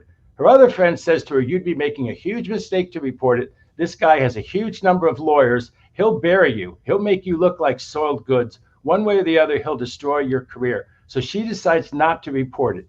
20 years go by. He's the president. She decides that she's going to report it. She's going to move forward. And her hook is that when she makes her claim, he holds a press conference as president, you might recall, and he says, number one, she's not my type, which my lawyers say I'm not supposed to say. And number two, I didn't do it, and she's a liar. It turns out a president or a top candidate can say something like, she's a liar, I didn't do it, because it's one of the things that they're allowed to do and they're defended by. They're allowed to make comments like that. And there's a body of law. Ted Kennedy won on a case like that. And so Trump, to the amazement of all of us, I was on with Pat Thurston, whose head was exploding when I was explaining there really is such a doctrine that the feds went to the defense. The Department of Justice, I think it was under Barr then, went to the defense of Trump. They managed to move this case to federal court because it involved a federal official, and then it kicked around the appeals courts for a long, long time. So this thing is from the 1990s. Her original filing of her complaint was like 2017, something like that. Then it went all through the federal courts. Now, you might ask me, how on earth is it in federal court now? And the reason is simply what we call diversity of citizenship. He's now a resident of Florida. She's a resident of New York. When somebody sues on a state claim in that situation, the case can be removed to federal court because there's different citizenship. The old idea was that you couldn't get a fair trial. If you were from, New York City and they hailed you to court in Georgia, they'd screw you because you were the New Yorker and vice versa. So you got to go to federal court with life tenured judges. And the other weird wrinkle on it is that they had these lookbacks for the statute of limitations. So in the lookbacks, they allowed people whose claims were 20, 25 years old to bring them during a 1-year look-back period when they became green again. They became live and not barred by the statute of limitations. So she sued him for the sexual assault as a sexual victim, but it's civil. And she sued him in addition to that for the defamation by saying he's not my type. She's lying. I didn't do this. She says, that's a lie. You did do this. And I'm going to show that you defamed me by saying I'm a liar. And her proof that he defamed her is to prove the validity of her claim that he raped her in the dressing room. What are the realities concerning the length of time that's passed? Does that affect potential outcomes, David, or does this happen? People bring things many years later on, a serious situation like this one. Well, if the statute of limitations applies, when I went to law school, you'd pretty much learn that it was like murder, and everything else had a statute of limitations that were 5 or 10 years. But a statute of limitations is an agreement by the people what kind of statutes they want to have. And it's been agreed by a lot of people and hence by the legislatures to extend the statute of limitations. So New York, California, many states have either extended the statute of limitations, so it goes back a long time. We also have the situation where if you are a minor, you're allowed to bring it after you're in your majority. And then a lot of people give you more years, even after your majority, to go back and bring a claim for something that happened when you were a minor. That was the lawsuit against Bill Cosby. And people said, my God, that assault, alleged assault at the Playboy Mansion sure happened a long time ago. But that was one of those extensions of the statute of limitations. It can be quite technical. If Trump is found liable, as I believe he will be in this case, then he'll start the appeal process going. And, I don't think that he's going to end up testifying in the case, but he's put out some, disparaging remarks, and the judge admonished the lawyer to go admonish Trump to stop, arguing the case on Truth Social, because there are some things that are excluded from evidence, and yet Trump, in classic fashion, has put them out in as wide an ambit as he can in the hope that people will hear it. And the judge is very worried in the hope that the jurors will hear it. It's an anonymous jury, by the way. After the threats to the DA in New York about a month ago, the federal judge decided that there would be total anonymity and secrecy for the jurors and for their identities in this E Jean Carroll versus Donald Trump civil case. So essentially, you're saying that Trump is trying to pollute the atmosphere around the trial. He's trying to get this out, even though he's been admonished not to? That's what the judge said. And I think that the two reasons why Trump is going to tone it down right now is because he's worried about a federal obstruction of justice trial. It is a federal crime to obstruct a civil proceeding in certain ways that are prohibited. And this federal judge has really made it clear you should stop doing this. And I just don't see Trump testifying. It was like with a special prosecutor. He always wanted to testify, but guess what? He never really wanted to testify because you get cross-examination. The questions come flying at you. You got to answer them. Trump's already made a huge mistake. He says the woman's not his type. Every time he gets a chance, he says the woman's not his type. And then she's not only beautiful now, but you see a picture of her then, and she was stunning. When he sees a picture of her and they say, you ever met this woman? He said, that's Marla, isn't it? So he thought in the deposition, she looked enough like a woman that he's widely believed that he married for her beauty. So he thought she was as beautiful as the woman he married for her beauty. What, she's not his type? She looked in the photo like she was exactly his type at the time that this thing happened. So he's not, he's a terrible witness. The way that he bombasts and brags and everything, he's just a terrible witness. And I think people get to him and they say to him, look, unless you want to really slit your throat, stay off the witness stand. So that's what I expect. And like I said, I expect they're going to fine for her, and I think they're going to give her a big award of money. One last thing. One of the reasons that these people live in Florida is they play these rules so that, OJ moved to Florida. OJ never paid his award. Try to get the award out of him. But I think she will win a large amount. I think it'll be appealed forever. And I think after the appeals, she will still have her judgment for a large amount. And maybe after this is all over, Trump's estate will pay her something, because she's given really compelling testimony that this had a huge deleterious impact on her life. Yeah, no, apparently. Deleterious is a ding word, yeah. I'll tell you something, David Katz, always interesting. And in this case, both situations that you discussed today, legal situations, the Ed Sheeran situation and also the one with E Jean Carroll, you have made predictions. And tell everyone about your last prediction. Oh, my last prediction was that the Dominion versus Fox News case would settle. and even if it started, it would settle. And I also predicted that the Supreme Court would rule just as it did in the case. I can never say the name. That's the big one, the methylpestrone or whatever. Yes. I said that. Correctly predicted that. I said it got extended for 2 days because Alito didn't have the votes, and boy, did he not have the votes. He only had Thomas. It went 7-2, and I think that's a good that's a good indication that Barrett is not going to be too radical. Gorsuch is still out, and Gorsuch now has his own ethical problem. But let's talk about that next time, okay? Nostrakatzis with his predictions of perfectly on target. Thank you, David Katz. Appreciate you being here, my friend. Hi, Kim. All right, Kim, say goodbye to David Katz. Come on. Say hello and goodbye to the company. Goodbye, David Katz. The Mark Thompson Show. Yeah, right on. Thank you for being here. Belinda is waiting in the green room. We're excited about talking about this planet, Earth. It's the only one we have. Smash the like button like a boss. With your iron rod. Just give us a quick thumbs up. Try to throw you some stuff that's a little bit different today and a lot of fun. Obviously, it's against the backdrop of some serious things. Tomorrow, I'll remind you, Oval ashore on everything going on, economic news, political news, the debt, budget, all of these things will be discussed tomorrow. And, of course, Florida tomorrow as well. Again, smash it like with your iron rod. Kim's News next. The Mark Thompson Show.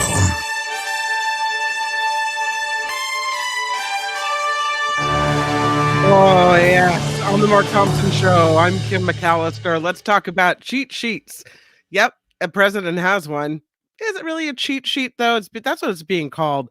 A photo revealed President Biden using a cheat sheet Wednesday during his press conference with the president of South Korea. The sheet of paper in the president's hand included the name of a Los Angeles Times reporter that he called on first. You can see her little picture there, her name. So they knew exactly who was going to be called on and what was going to happen. That's a nothing. Not a you know what I mean? cheat That really I don't isn't think nothing. so either. Even if Trump had that, it wouldn't bother me. I mean, come on. You got a lot of people to deal with. That's no sweat. It's fine. It's starting to sound like Florida Governor Ron DeSantis could announce his official campaign for president by mid-May. GOP sources telling NBC News some of his supporters are urging DeSantis to jump into the race as early as May 11th. Polls have shown the governor is the strongest Republican challenger to former President Trump. And Brittany Griner, yeah, she's speaking out, making her first public comments since being detained in Russia. She told reporters that she will never play basketball overseas again, other than representing the U.S. in the Olympics. Griner said looking at the pictures of her family helped her get her through her imprisonment in Russia. Fighting fentanyl here. Looking at pictures of my family probably would not do much. No? Maybe for a couple hours it would get me through it. I don't know. I think looking at pictures of your mom and dad would get me mom and dad. Yeah, mom and dad. Through right. an imprisonment. Yeah, you're right. You're right. All right. Oh, you got me there. saying, Yeah. I was talking about the rest of the family, but all right. Fentanyl, fighting it in California. Yes, lawmakers will hear 6 bills about this issue today. Penalties are about to get really stiff. They're having a special state assembly hearing. 4 of these bills would increase punishment for dealers who sell fentanyl, which is up to 50 times stronger than heroin. One focuses on those who cause injury or death. Another bill is about selling on social media. A separate bill would create a fentanyl task force in the state. The drug is blamed for nearly 6,000 deaths in 2021 alone. Yeah, they're really amping up on this fentanyl thing today. You're right. The thing is going on right now.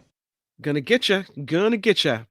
Foster kids are living in a jail, and it is happening right here in California. Really surprising to find this out.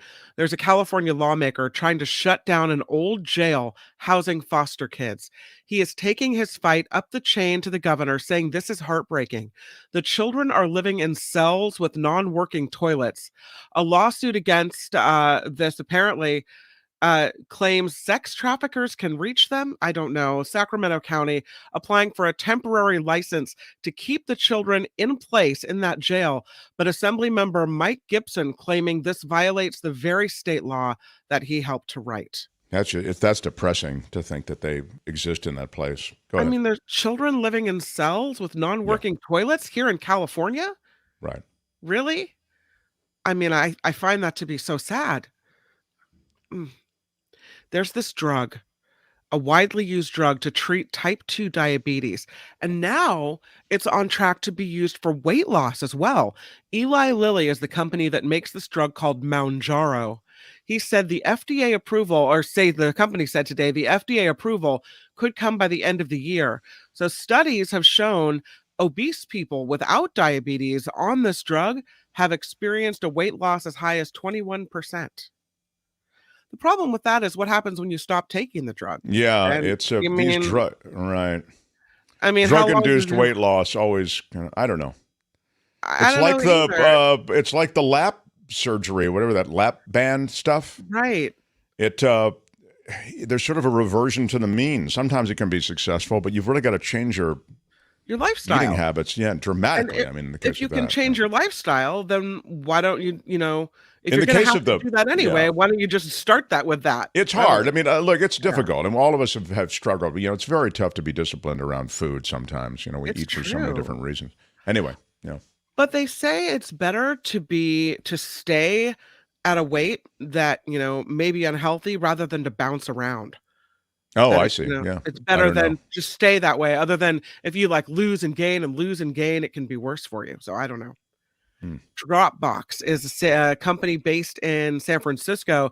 It's a file hosting service company. They plan to lay off 500 employees in the coming days. It's about 16% of the company's workforce. And the reason for the layoffs, they're blaming artificial intelligence. And they also say that the economy is also to blame. They have to hire people with new specialties because the people that are working there, I guess artificial intelligence can do those jobs. So, yeah, that's the story with that. Yet again. And here we go with artificial intelligence moving in to take over human jobs. Yeah, it's true. Lastly, the South Jersey Little League near Philadelphia is debuting a new policy for handling unruly parents.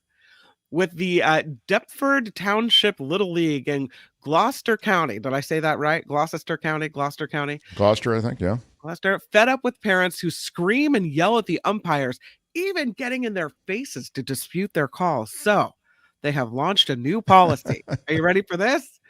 They're going to make rude, angry, or aggressive parents serve as umpires themselves, requiring them to suit up for 3 games. Very nice. You got to serve 3 games as the umpire before being allowed to watch as a spectator again. Yeah. Let's see how Why are that you yelling? works out. Yeah, exactly. Those that yell at the Why are you volunteers, yelling? Why are you yelling? let's volunteer, right? God, get out there. You have such a problem with it. You get your butt out there and see how you do.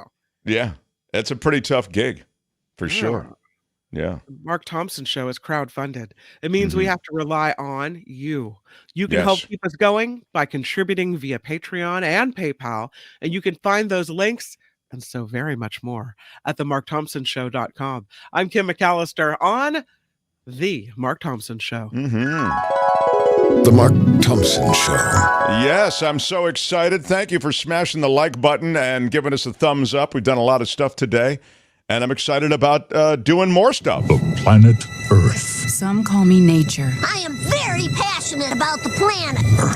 A living, breathing planet capable of sustaining whatever life forms we see fit to deposit on it. Spock, judging by the pollution content of the atmosphere, I believe we have arrived. Is the planet stupid?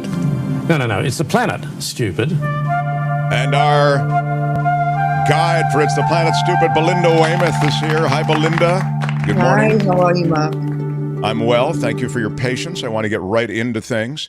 The short story on the planet, from what I can see, is not so bueno. Yeah, well, we could start with the not so bueno, and then we could go to something that's pretty cool. You like How about bueno. I like not so bueno. You like the light. You walk into the positive. I walk into the doom and the negative. Yeah, we're the yin I and the live yang. in the worry. I live in the bouillabaisse of worry.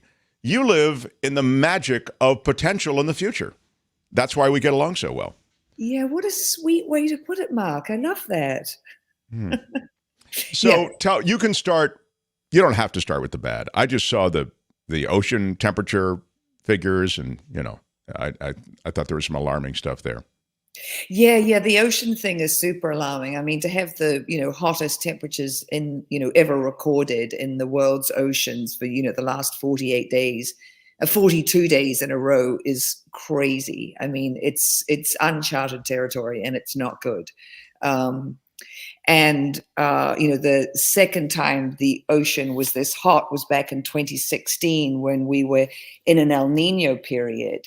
And I think I mentioned this last week. We've been in a La Nina for the last 3 years. And when we have a La Nina, it cools everything down. The whole globe, temperatures and things go down. And so to be in a La Nina, but still have the ocean be this hot. And, the masking effect of the La Nina is about to be completely eclipsed because we have another El Nino hot on its heels. And when that comes, and we're back to, hey, this is what's really going on, plus adding on an El Nino, which will heat it up even more. It's scary. It's really scary. So as you look at, you're right. The El Nino figures are typically those that are associated with a cooler regime. It's even weird that some of the congruence that you find between atmospheric events and ocean sea surface temperatures, they're out of whack. They're not as matched up as they were. Now, the data based on that, I happen to know a little bit about this because I was, weather forecaster for so long, and I know and I got into the research at Scripps and about sea surface temperatures and this kind of thing. They're not quite as cause and effect, might be a way to put it, as they used to be. So you see that even those systems that we thought we were beginning to understand, they're being thrown out of whack. I can only imagine what's happening with migration patterns and basic weather patterns are shifting. These are things that have been talked about for decades, and they are here in a big way. Yeah. Well, the thing about the ocean, we have to, we've talked about this before, the ocean covers 71% of the planet. It's super, super important, and it really moderates our weather. And the fact that it's, heating up so much. They talk about the top 2 kilometers of the, the ocean being hotter than they've ever been.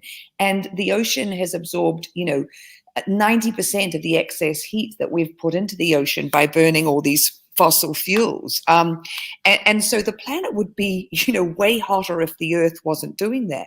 But, you've got what's going on, in those top 2 kilometers, but you've also got these huge and very important ocean currents. There's this enormous conveyor belt that goes from the Arctic to the Antarctic, and it takes hundreds of years for this big conveyor belt to go around. And it's really important because it moves nutrients and oxygen from parts of the ocean where there's a lot of those nutrients and a lot of that, really important, life-giving oxygen, to the areas of the ocean where it's depleted. The conveyor belt goes down at the Arctic all the way down to the Antarctic, and then comes up and then goes back up, to the Arctic. Well, that is being messed with.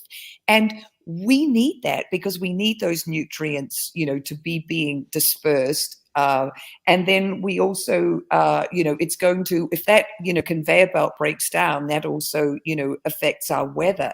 So, that's a deep water thing. But what's happening on the surface, as the water is heating up, it's expanding. So that's pushing sea level rise.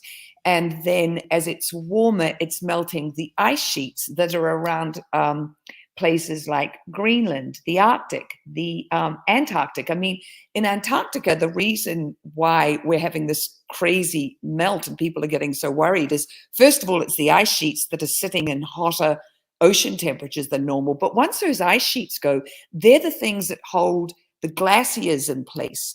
And once the ice sheet is gone, then that glacier has nothing to stop it from, carving into the ocean, pushing up, sea level even more. And, we were talking about, what's happening in, Florida and in Miami and in these places that are, they're underwater, the water is, lapping at the gate, it's right First there. of all, it's glacier. You've been in this country now for long enough. Let's knock off the New Zealand crap, okay? And secondly, you wish. Never It's gonna happen. calving. All right. It's glaciers and calving. Okay. Yeah. Sorry, I say Yeah. carving, you say calving. That's just Talk how like an American. Y'all can all go to hell, and I'm going back to Texas. All right. So no, I also wanted to mention something else, just as a little note.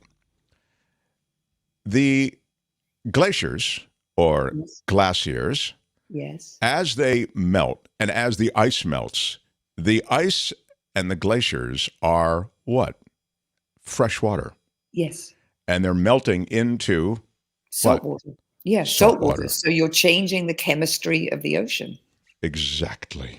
Yes. So it's, I think, the oftentimes untold story, which maybe is lost in the sea level rise, is how, the consistency, the chemistry of the water in the ocean is changing dramatically, quickly, so, alongside all these other things that are changing dramatically and quickly. So, Yeah, no. The thing is, it's crazy. And when you look at what the warming ocean does to the coral reefs, reefs. Oh, yeah, that's it. There, you can see that black line. That's us right now. the hot black line. Yeah. Yeah, a hot black line. It's just linear heating going up, and I don't even know what's going to happen once we get into an El Nino, which they're predicting for later in the year. And there was a story actually. I think I sent it to you. I wanted to put it on Twitter. I don't know if Elon has kicked me off Twitter, but I couldn't post today on Twitter. But I wanted to put on a map of the ocean showing where these really hot pockets are, and one of them is New Zealand. New Zealand is sitting in this, sort of hot mass of ocean. And, I've talked about what's happened since the beginning of the year. Crazy raining in Auckland killed, 4 people in January. This is summer in New Zealand. Then we had a cyclone, in February that killed 11 people in the part of the country where my family lived. The flooding was, off the charts. And then we had 2 tornadoes. I mean, New Zealand doesn't get tornadoes. And then when I look at it sitting in this hot pocket of, water, I'm like, oh, that's interesting. And as you said, earlier, with weather and the ocean, not everything is, cause and effect. There are so many different, things happening, but it didn't surprise me, to see like, oh, it's sitting in this, hot little, ocean pocket and this, crazy weather is happening.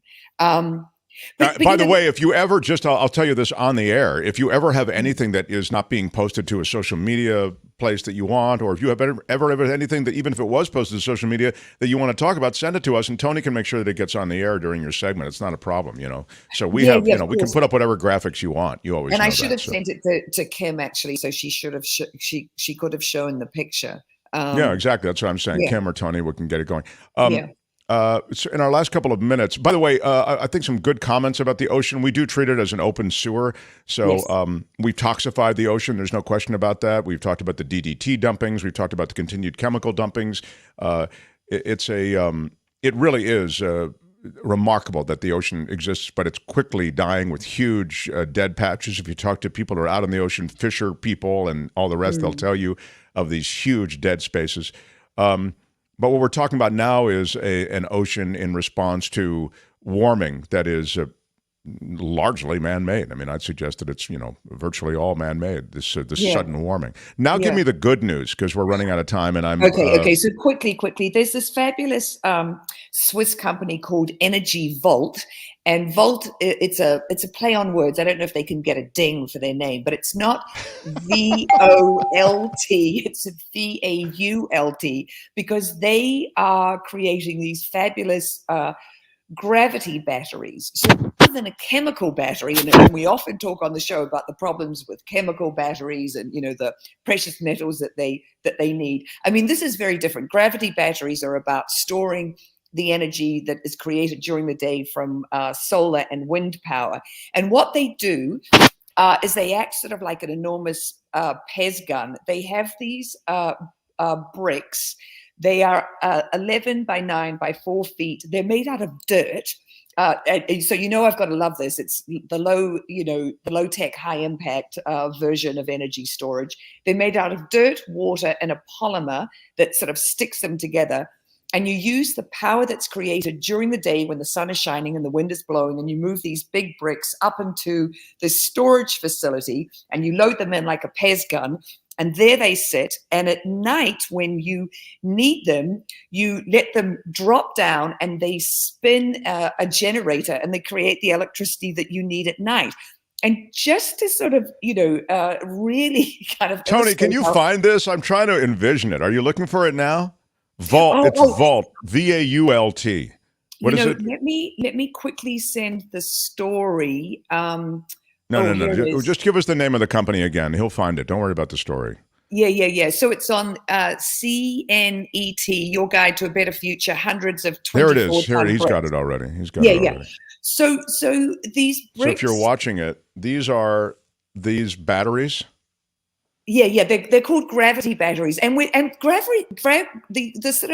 technology of a gravity battery has been around for a while. We've used it with water. We used energy to push water up to a higher level during an excess energy moment, and then when we needed, when there wasn't energy being generated, we let the water come down to the lower level, and it spun generators and produced the electricity, on demand as you needed it. Sure. And now what they're doing is going, okay, we can do it with these dirt bricks. One 24-ton dirt brick falling at they fall at 6 feet a second, can power 2,000 refrigerators for a day. Just to wow, get that's so.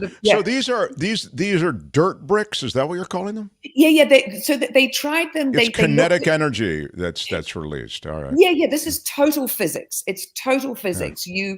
You when you've got the excess solar and wind power, you use that that generation, that energy to push them up into the storage facility, and then when there's no solar and wind and you need energy, you let them drop, and as they drop, they spin these turbines that then generate the electricity when you need it. Now they're building one. This is fantastic. Guess where they're building one in the US? Somewhere in the Southwest, I would think. Well, you actually in one of your little audio things, the lady who's going back to she's going back to in Texas. Yeah, they're doing it, really? Y'all can all go to hell, and I'm going back to Texas. Oh, wow. Yeah. So they're building one of these vaults there, or one of these storage facilities there, and then China is building this absolutely enormous one. In fact, China is so enamored with this idea of gravity batteries. They are looking to expand 60-fold on this initial plant that they're building. Yeah. And the thing is, as we often talk about, on the show, it's going to be all hands on deck. So it's going to be, gravity batteries. It's going to be, we've got to, use everything we've got. And the fact that they're, dirt, water, and this polymer stabilizer, which the Swiss guys got, it's a recipe from a Mexican company called Cemex. So they came up with the recipe, and it's really good. They're not using concrete, because concrete creates its own problem. Yeah. It creates As you've CO2 said. in its manufacture. Yeah, it comes from calcium carbonate, and when you're making the concrete, you're letting off copious quantities of CO2. So we don't want that. And the other thing that's great is these batteries, unlike a chemical battery, they can live for 35 years. If you maintain, the pulleys and the generators, the bricks are already weatherproof. I mean, they're so low tech, Sure. So they've got a 35-year lifespan. I mean, that's way more than, what our phones, how long our phones last than your electric, car. So I'm really... These creative ways of getting electricity are going to be key for the future, as well as we do electrify more things. But that's really exciting. That's cool. Thank you for that. And thank you, Tony, for hustling it so we could see what it looked like. You can find her on social media. You can find her here on Thursday. She's Belinda Waymouth, Waymouth. Belinda, thank you so much for being with us every Thursday. I so look forward to this. And today was really a good one. I had no idea about this new technology. That's really cool. And you're right. It's a hopeful sign. So thank you. Yeah, it sure is. My pleasure. Have a great weekend. Bye, everybody. Belinda Waymouth, everybody. More. It's the Planet Stupid. No. It's the Planet Stupid. Next time, only on the Mark Thompson Show. Yes, thank you. Only on the Mark Thompson Show. That's right. How exciting. And I'm only Mark. Smashed it with your iron rod. I would tell you that I appreciate the smashes. The thumbs up help. And we are sadly reaching the end of our show. I'm looking over some things that I'd planned here, and I'm going to push a lot of them to tomorrow. As I say, we have a pretty big political conversation tomorrow with Michael Shore and Jim Avila as we kind of wrap up the week. But I do think we have some people to thank, a couple of them anyway. A couple of people gave us some super stickers and super chats. And then tomorrow... Nothing? We got it? Hey, we're good on all fronts there. Oh, we're good. Okay. So I wanted to ask you, Tony. Yep. We're updating the Patreon and Sunday. PayPal scroll for the end of the show. Yeah, it'll be. It's the end of I'll do it Sunday night when I get home. Okay, great. Sunday night there'll be a new one out then on Monday. So Monday will be the rotation again for the week. Thank you for all. And the credits always reflect the last month of donations is what always. Okay, so it's always looking 30 days back. But every week we update it in case anything happens during the weekend. And I have to say that as we go into the new month. It's a sad fact, Kim. Oh, no. We do our best here with the crowdfunding that we do. We try to address our needs. So many people to take care of, Kim. You know that. I'm not gonna cry! I'm not gonna cry! Just saying that I appreciate everyone who goes to themarkthompsonshow.com and clicks through to Patreon or PayPal. Without you, we go away. I don't want to go away. We don't want to, but we may have to. Please don't make me go. I'm not gonna cry! I'm not gonna cry! I'm not going to fake cry right now, but if I were ever in a situation where I would fake cry, it would be now. So I want to thank everybody who's already a Patreon member. I want to thank everybody who's increased their patronage. And I want to thank everyone who has made a contribution on PayPal and supports us every day. It matters. Thank you. The Mark Thompson Show.